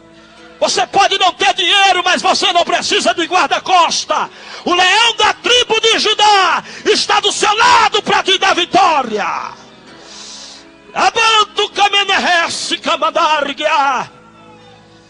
É importante servir a esse Deus. O Deus que salva, o Deus que cura, o Deus que batiza e leva para o mais alto céu. Naquele período, eu parei de fazer trabalho contra os crentes. Eu consagrei a última novela. Foi a novela Tieta do Agreste. Consagrando a novela Tieta do Agreste, irmão. Foi descoberto alguns crimes que eu havia cometido. As pessoas que trabalhavam para nós, trazendo criança, também foram presos. E entregaram o centro e me entregaram. A Polícia Federal veio me prender. Fui preso. Não podia ficar no presídio da Líbia Bruno, era o presídio de segurança máxima do estado de Pernambuco, porque a população do estado queria me matar. Eu fui enviado para o presídio São Leonardo, no estado de Alagoas.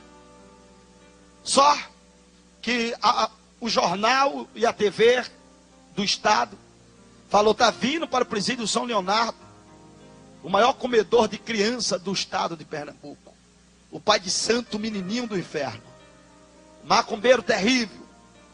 Fez uma propaganda terrível minha. Os presos estavam tudo me esperando para me matar. Esse moço vai ser morto pouco tempo, vai ser morto em qualquer prisão aí. Porque o que falaram dele, da morte da criança, quando ele cair numa prisão, que tiver bandido mesmo, os bandidos matam ele e matam também a mulher. A população estava revoltada. O carro da polícia ficou todo arrebentado de pedra, a população jogando para me matar. E eu pensando, eu tinha na época 20 anos de idade, ia fazer 21. Eu digo, mas não fiz nada com esse povo, o que é que eles querem me matar? A revolta da população. Eu fui para o presídio de segurança máxima. Lá dentro do presídio eu fiquei em um quarto preso, que é o quarto do castigo, para depois ser liberado, para poder andar dentro do presídio. Quando me soltaram para poder andar dentro do presídio, irmão, eu apanhava muito ali dentro. Os presos me arrebentavam, era chute, pancada. Eles pegavam um espeto, que é feito com o cimento da cama embaixo, aquelas varas de ferro, eles quebram embaixo e faz um punhal. Uma certa vez, eu estava na fila do almoço, uma fila grande. Um preso chegou do meu lado com um punhal com mais ou menos 2 palmos do tamanho do punhal. Chegou do meu lado e disse, macumbeiro. Quando eu virei, ele disse, tu agora vai morrer. Travou minha barriga, perto do meu umbigo. Ele me deu uma punhalada que o punhal, se pudesse travar, sair do outro lado, sairia. Mas bateu na minha espinha atrás e travou. Quando ele me furou, ele começou a mexer o punhal. E disse, você vai morrer agora. Quando ele tirou o punhal de dentro da minha barriga, o sangue começou a jorrar. Eu caí. Os outros presos começaram a bater em mim, chutar a minha cabeça. Os carcereiros demoraram a chegar esperando eu morrer. Mas eu não entendia porque eu não morria, irmão. Chutaram, bateram. Eu era para morrer. Mas Deus não veio matar-me.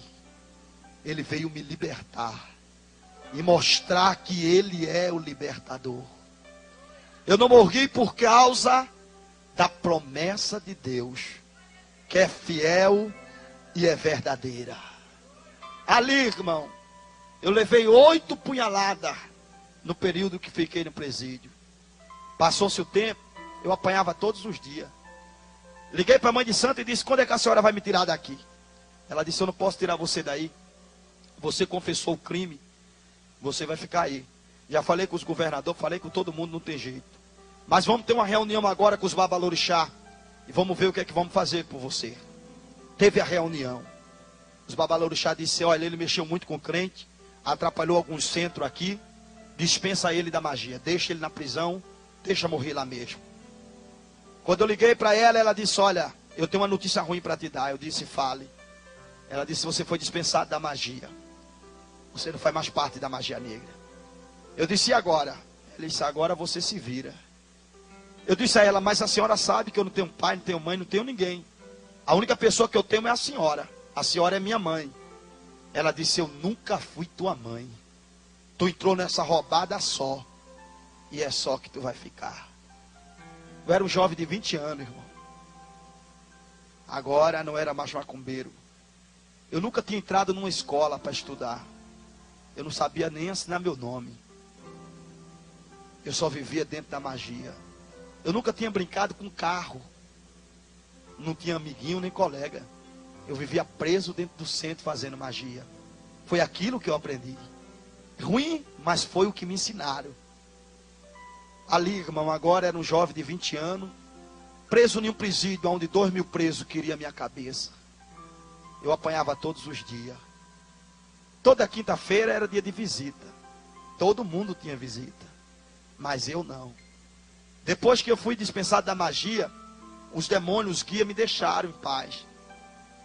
Eu comecei a entender a vida de um ser humano. E eu ficava pensando por que eu era diferente de todo mundo.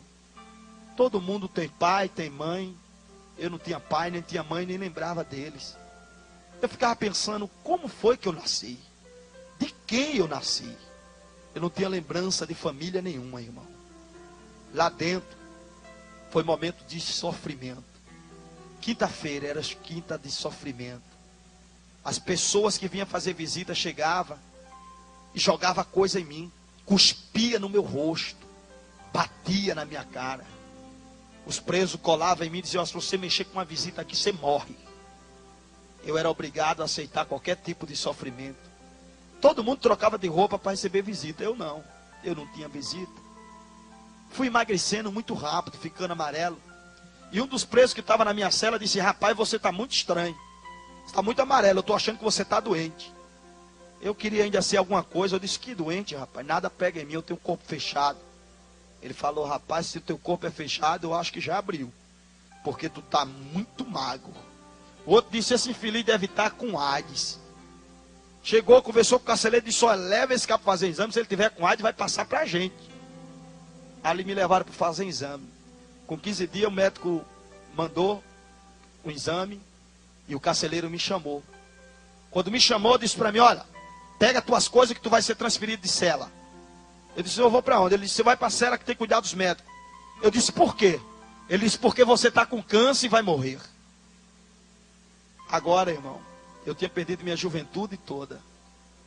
Ia perder toda a minha vida, sem conhecer nada e nem ninguém. Quando fui transferido de cela, fui para uma cela que tinha cuidados médicos. Lá, os carcereiros eram formados em tratamento para tratar dos cancerosos. Logo que eu cheguei, eu vi logo 3 cancerosos saindo dentro de um saco para ser enterrado como de gente. Pois não tinha família, era enterrado lá detrás do presídio mesmo. Ali, irmão, eu comecei a emagrecer muito rápido. Eu perdi a fome, não tinha força para andar, não tinha força para comer. Eu passava a mão na minha cabeça, meu cabelo caía. Eu comecei a perder o cabelo. Mas um dia eu vi um irmão pregando lá dentro do presídio. E eu fiquei pensando: será que esse Deus dos crentes existe? Se ele existe, por que ele fez isso comigo? Eu não tenho pai, não tenho mãe, não tenho ninguém. Vivi a minha vida dentro daquele centro. Não conheço ninguém, não tenho ninguém como amigo. As pessoas que se aproximam de mim são pessoas que se aproveitam para que eu venha fazer rituais para eles. E agora todos me abandonaram aqui dentro dessa prisão. Já fazia tempo, irmão, e eu não tinha visita de ninguém. Estava ali, condenado pela sociedade. Se saísse daquele presídio, eu era morto na rua no mesmo instante. Não tinha ninguém. 6 horas da tarde eu recebi uma visita. Era de um carcereiro que odiava a mim. Ele tirava o soro que me sustentava e dava um soco na minha barriga. Isso era todo dia de 6 horas. Quando eu via ele, eu já fechava os olhos e tremia, esperando ele bater em mim. Comecei a levar uma vida de grande sofrimento lá dentro. E dentro de mim eu me interrogava: por que eu era assim? Os outros presos que fez tanta coisa ruim, eles tinham família, e eu não. Um dia entrou uma mulher por dentro da cela, na prisão. Quando ela entrou, eu olhei para ela, era dia de visita. Eu vi aquela mulher parecendo comigo. Tinha uma característica de rosto igual ao meu. Eu olhei e disse: será que essa mulher é minha família? Aí aquela mulher olhou de cama em cama procurando alguém. Eu disse: deve ser parente minha. Eu fechei os olhos e fiquei esperando aquela mulher chegar na minha cama. Quando eu abri os olhos, ela estava vindo na minha direção. Me trouxe uma esperança, irmão. Uma alegria tão grande. Mas quando ela chegou perto, que ela falou, eu olhei. O filho dela estava do meu lado, na cama do lado. Aquela mulher pôs o filho no colo, beijou ele, estava muito ruim ele. Abraçou, beijou e começou a falar palavras de mãe para aquele filho. Aquelas palavras me traziam inveja. Eu comecei a chorar. Desejo tão grande de ter uma mãe. Palavras de mãe tão bonita. E aquelas palavras tão suaves. Eu fiquei ouvindo ela falando com o filho e me trouxe tanta alegria. Quando terminou a hora da visita, aquela mulher levantou para ir embora. Eu pensei comigo: eu vou tocar na mão dela, ela vai falar alguma coisa bonita para mim. O canceroso, ele não tem força, irmão. Os ossos parecem que quebram, parecem que estão quebrados. Mas eu fiz força, levantei meu braço. Quando ela passou, eu joguei o braço no braço dela. O filho dela tinha dito.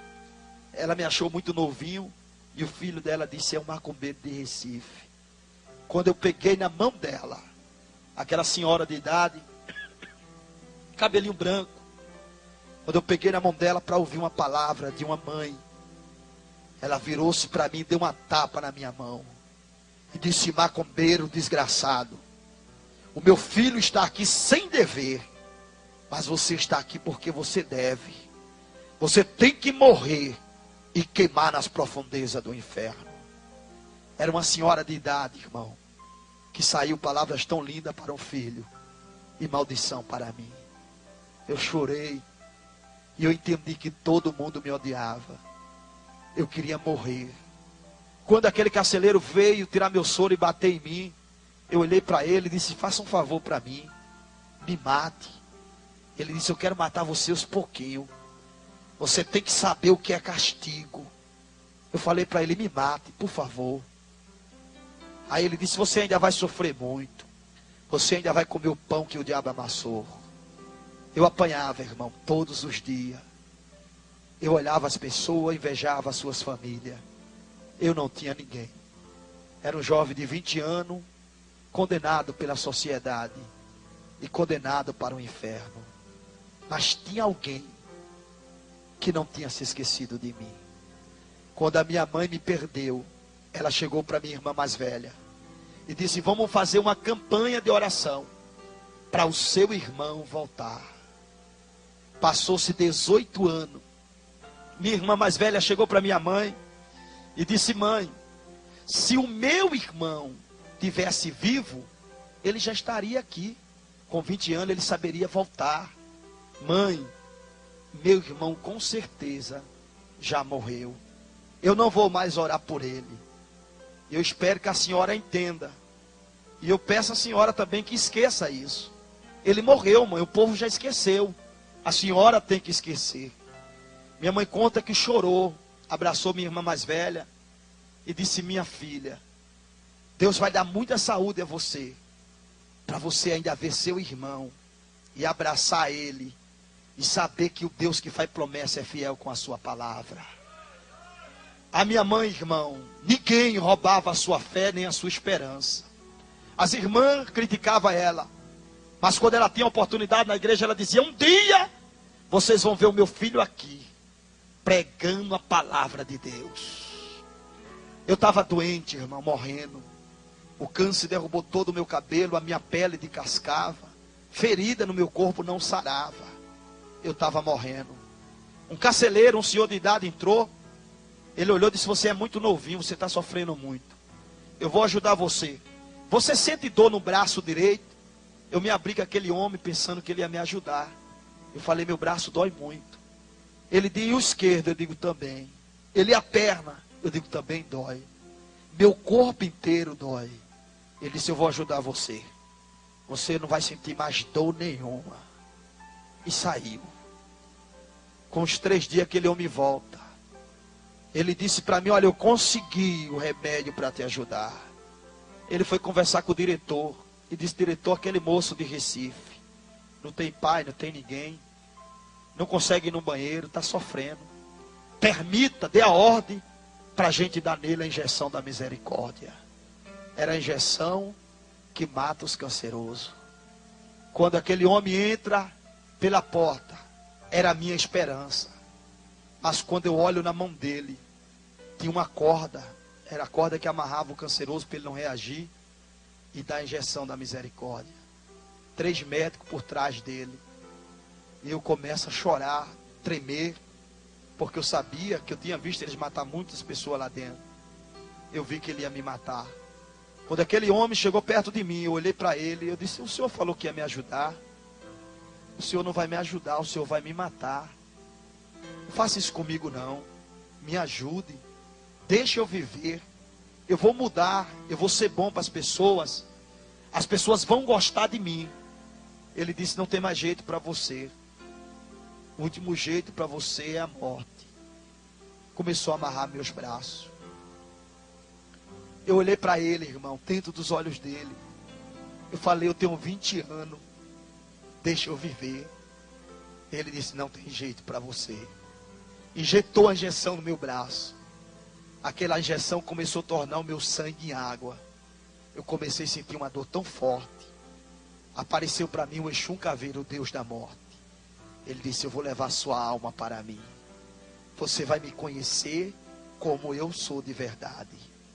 Ali, irmão, eu sabia que eu estava morrendo. Eu fechei minhas mãos e disse: eu não quero morrer. Eu não vou morrer. Eu era muito jovem para morrer. O carcereiro viu que eu estava demorando. Ele me deu outra dose. Eu pedi novamente a ele: não faça isso. Não me mate. Quando ele deu a outra dose, o meu sangue tornou-se em água. Meu corpo paralisou naquela hora. E de repente, eu me encontrei de pé. Quando eu me encontrei de pé, o meu corpo estava deitado. Era o meu espírito que saiu do meu corpo. Naquela hora, irmão, eu ouvi um barulho atrás de mim. Alguém gemia. Quando eu olhei para trás, era um buraco que estava me sugando para dentro. Eu entendi que eu tinha morrido e o meu espírito ia para o inferno. Naquela hora, aquele buraco sugou meu espírito para dentro.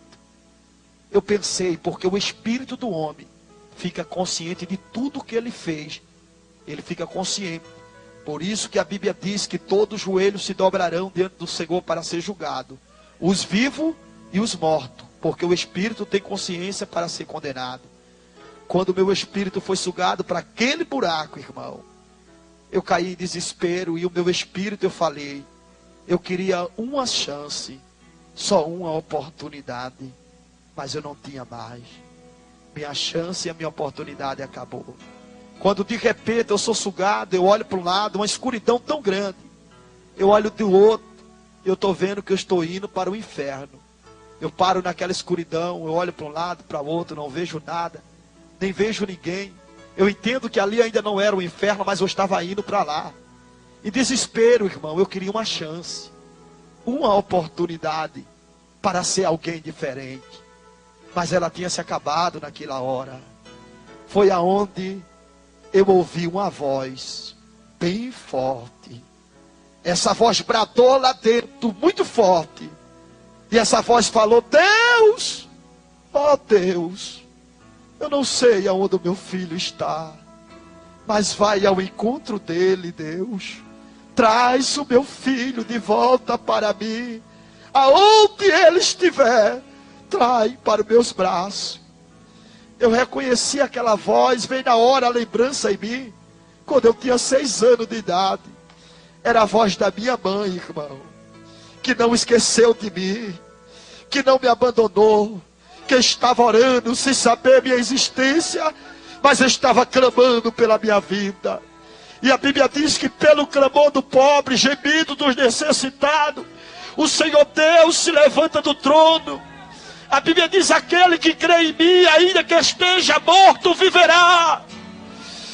Minha mãe estava clamando ao Deus da vida, ao Deus de poder, ao Deus de glória. Naquela hora, irmão, minha mãe gritou novamente e disse: Deus, traz o meu filho para os meus braços. Foi quando o meu espírito estava indo em direção ao inferno, com certeza. Apareceu 5 homens, que quando ele apareceu, aquele lugar tornou-se branco. E aquele homem tinha veste resplandecente. E quando eu parei de frente de um deles, eu perguntei quem era. Ele olhou para mim, sua boca não batia, mas a voz saía. Ele disse: eu sou Deus da tua mãe, eu sou o dono da vida. Eu te ordeno agora, Espírito, volte para o teu corpo. Meu espírito voltou para o meu corpo. Era 7 horas da manhã. Eu pensei que aquilo era um sonho ruim que eu tinha tido. Mas quando eu abri os olhos, eu estava dentro do saco. Era o saco que enterrava os defuntos com câncer. E era enterrado como indigente. Se eu estava dentro do saco, é porque eu já estava sendo condenado morto. Mas quando o carcereiro veio me pegar, que veio verificando os sacos, quando ele abriu o meu, eu abri os olhos. Ele olhou e disse: olha, o jovem aqui, o rapaz do número 9, está vivo. Tá não, eu dei 2 injeções nele, o outro carcereiro falou. Está vivo, que ele mexeu. Ele se aproximou de mim, olhou para mim, e mexeu comigo e perguntou que eu estava vivo. Eu fiz assim com a cabeça. Ele falou: o que aconteceu com você? Eu disse a ele: o Deus da minha mãe Ele me voltou novamente à vida. Abracaxominécia. Nada está perdido não, irmão. Você tem um Deus que é o Deus das coisas impossíveis. Não desista do seu sonho. Não desista não. Nada está perdido. O teu Deus está vivo para te dar vitória.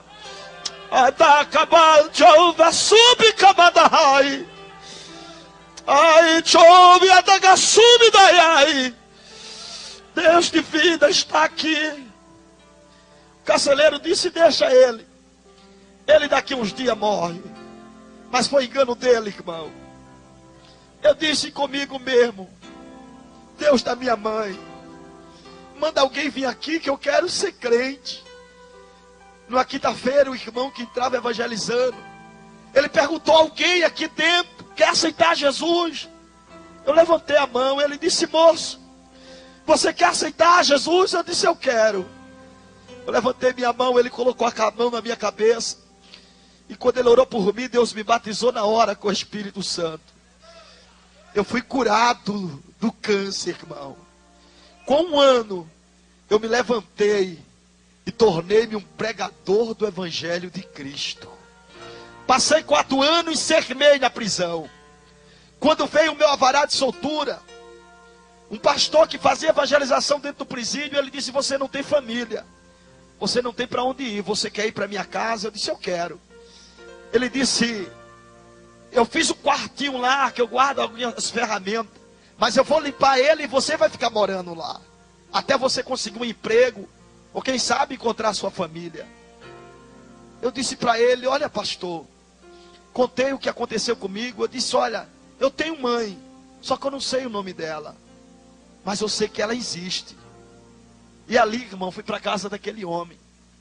Quando era dia das mães, era dia que eu sofria. Todo mundo tinha mãe, eu não. Dia dos pais, todo mundo tinha pai, eu não. O pastor me abraçava e dizia: eu sou seu pai. Era um pai, irmão, mas não era meu pai. A mulher dele era uma mãe para mim, mas não era minha mãe. Eu queria meus pais. Eu queria minha mãe. O pastor disse para mim, ensinou eu a orar.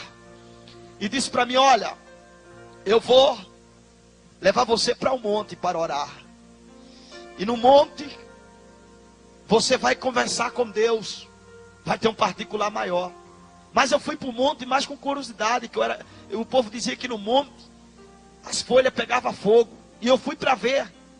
Chegou lá no monte, eu encontrei o irmão pegando um monte de folha e jogando para cima. E dizendo que o fogo estava pegando. Eu digo: coitado desse irmão, orou tanto que endoidou.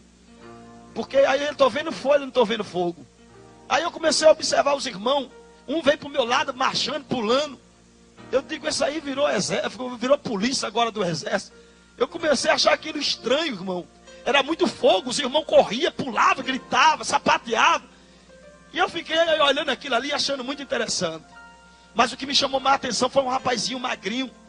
Ele estava abraçado com uma rocha, uma pedra. E eu disse: mas esse daí deve estar doido, arrumou uma namorada agora que é a pedra. Eu digo: deixa ele se levantar que eu vou perguntar o que ele está fazendo aí. Era meia-noite, aquele moço abraçado com uma pedra. 5 horas da manhã ele levantou. Eu disse: ô varão, como é teu nome? Ele disse: é Tiago. Eu disse: ô Tiago, por que tu abraça essa pedra aí? Ele disse: não, isso aqui é um costume que eu tenho. Mas na minha oração, tudo que eu peço a Deus abraçado com essa pedra, Deus me dá. Eu digo: é verdade, Tiago? Ele disse: é. Deus me deu um emprego, Deus me deu casamento, Deus me deu tudo que eu peço.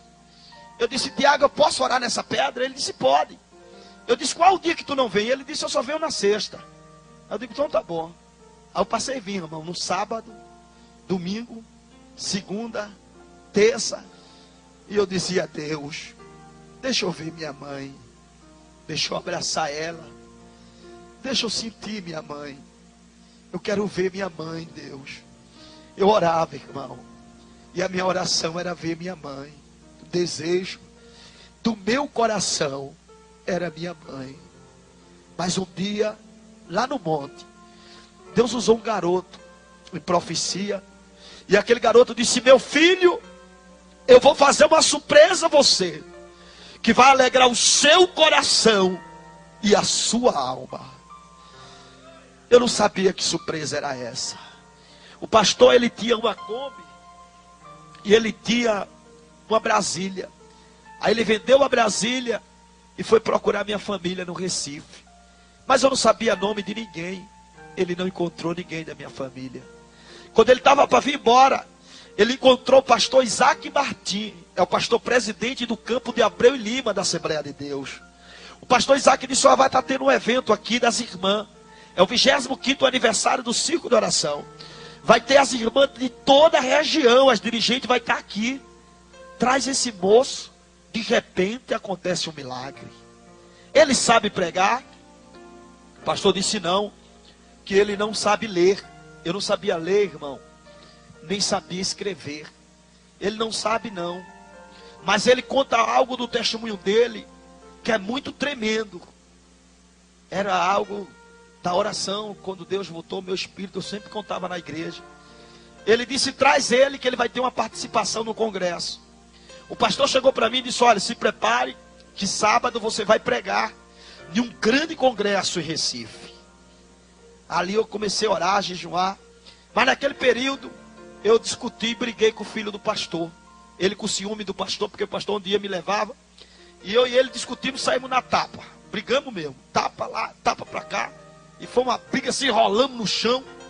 Aí no final da briga, ele chegou comigo e disse: olha, não quero mais falar com você não.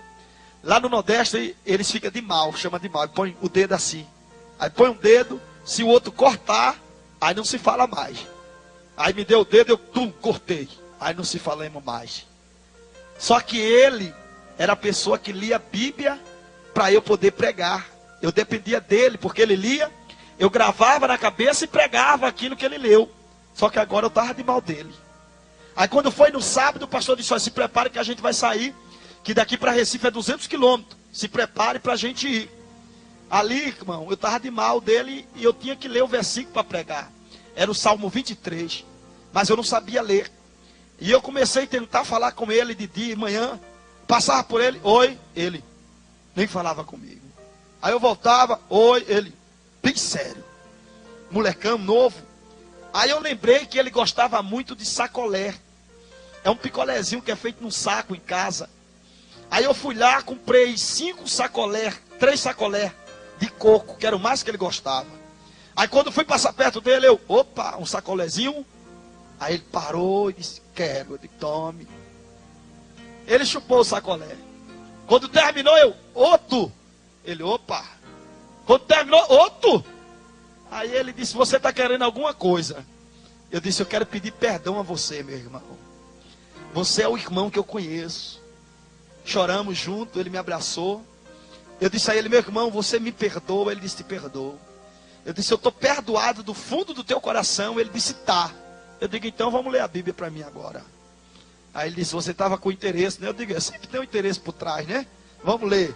Aí ele leu. Ele disse: qual é o tema? Eu disse: é Salmo 23. Ele: rapaz, é muito fácil esse versículo.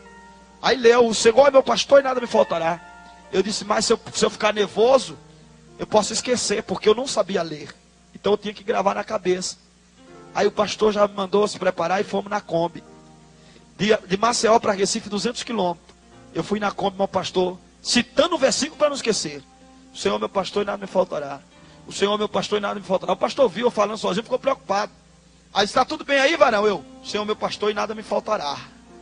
Até chegar em Recife. Chegamos lá, irmão, a comissão, ciclo de oração enorme. Aquela multidão de irmãs, tudo vestido de azul. E quando eu me aproximei do púlpito, eu tinha muito medo de pessoas que andavam com Bíblia grande, que nem a minha. Eu não sabia ler, eu achava que quem andava com Bíblia grande era pregadores. Então eu ficava com muito medo de pregar perto de alguém que sabia ler e pregava. Quando da fé eu vi aquela multidão do pastor, tudo com aquelas Bíblias grandes, a minha perna tremeu. Eu ajoelhei lá para orar e fiquei: o Senhor meu pastor e nada me faltará. Foi a minha oração de meia hora: o Senhor meu pastor e nada me faltará, para gravar o versículo. Aí me levantei e ficava bem baixinho: o Senhor meu pastor e nada me faltará. Quando de repente uma senhora começou a olhar para mim. E ela olhava bem sério para mim. E eu: o Senhor meu pastor e nada me faltará. E ela olhando. Eu digo: essa senhora está olhando demais. Acho que ela está olhando porque eu estou falando aqui. Aí botei a mão na frente: que o Senhor meu pastor e nada me faltará. O Senhor meu pastor e nada me faltará. E aquela mulher olhando, eu me levantei, fui no banheiro. E ela olhava para mim de um jeito. Eu fiquei olhando, digo, se essa mulher fosse novinha, ela estava me paquerando, mas está muito velhinha para estar me paquerando. Aí fui, voltei e ela olhando para mim. Aí depois, irmão, fiquei com medo. Porque lá em Recife, a fama de Recife dos profetas é que pregador em pecado não prega lá não.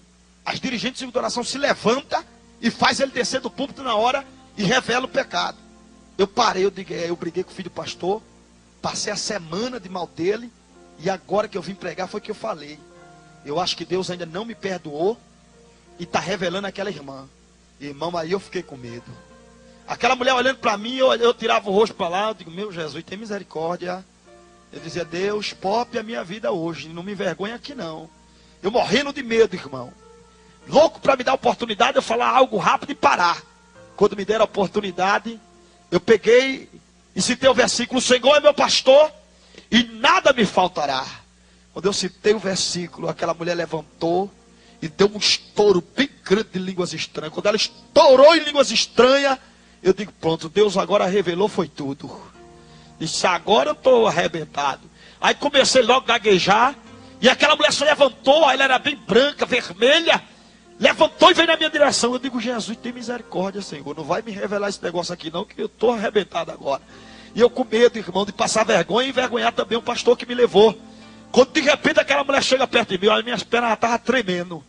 Ela colocou a mão assim e disse, moço, eu quero fazer uma pergunta e não posso deixar esse trabalho terminar, eu quero fazer agora. A igreja parou, irmão, porque aquela mulher era profeta. E a igreja sabia que algo de profecia podia sair dela. E a igreja parou para ouvir a profecia. E eu, tremendo de medo daquela mulher, ela olhou para mim bem sério. E disse, moço, eu quero fazer uma pergunta a você. E eu parei, eu digo, ai Jesus, e agora? Eu digo, faça, irmã.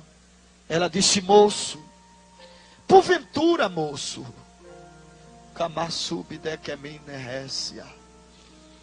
porventura, você tem um sinal de pelo de carne nas suas costas? Eu olhei para ela, eu disse, eu tenho, irmã. Ela disse, moço, porventura, no seu pé esquerdo, você tem um sinal de sangue que toma conta da planta do teu pé esquerdo? Eu disse, eu tenho, irmã. Como é que a senhora sabe? Ela disse, moço, ela começou a chorar. Ela disse, moço, você tem mãe? Eu disse, não tenho, irmã. Ela disse, sabe por que eu sei disso, moço?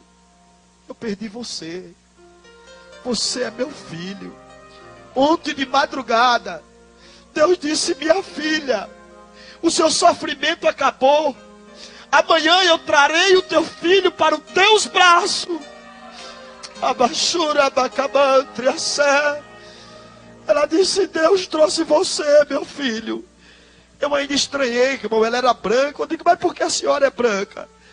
Ela disse, você é moreno, igual ao seu pai. Quando você andou para tomar água, você anda igual a ele. Quando você pegou o microfone, você fala igual ao seu pai. Você é o meu filho que estava perdido. Jesus lhe trouxe de volta.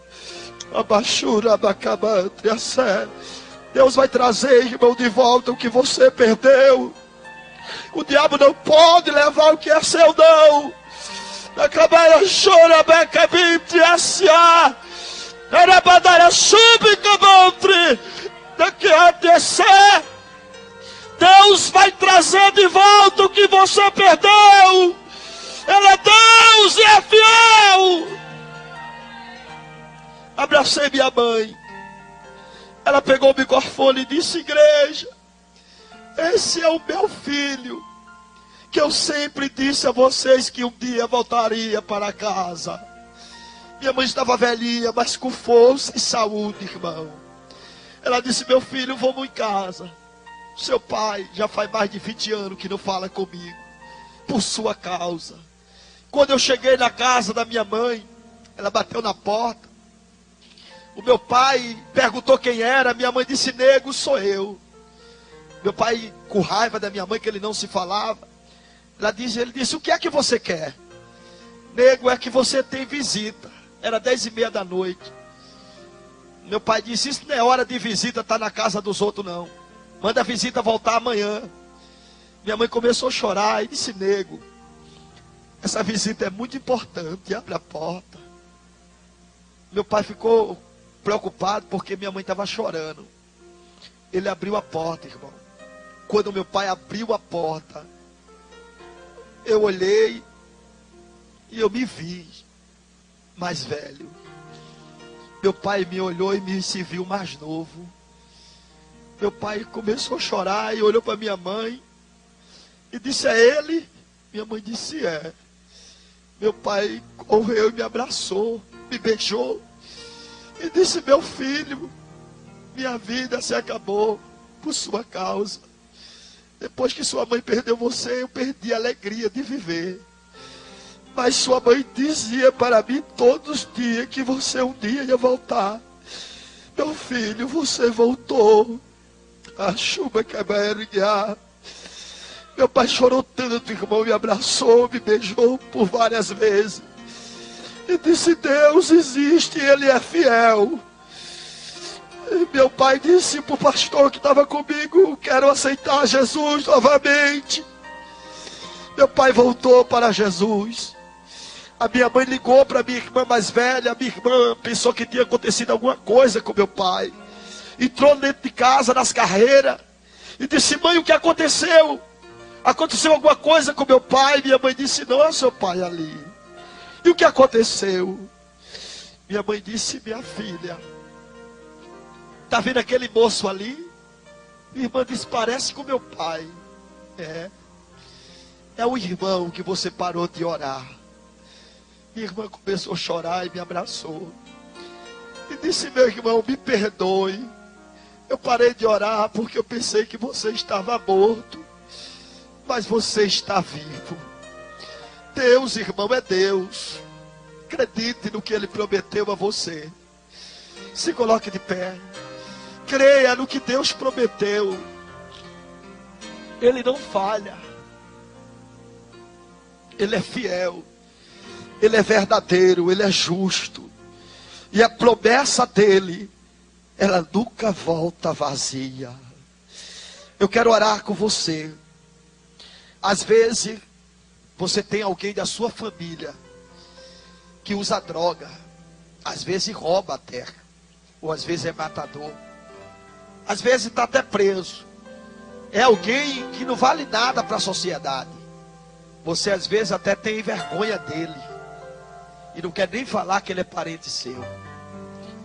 Mas você se esquece que ele é alguém. Você se esquece que ele tem uma alma. Você se esquece que ele precisa de Jesus.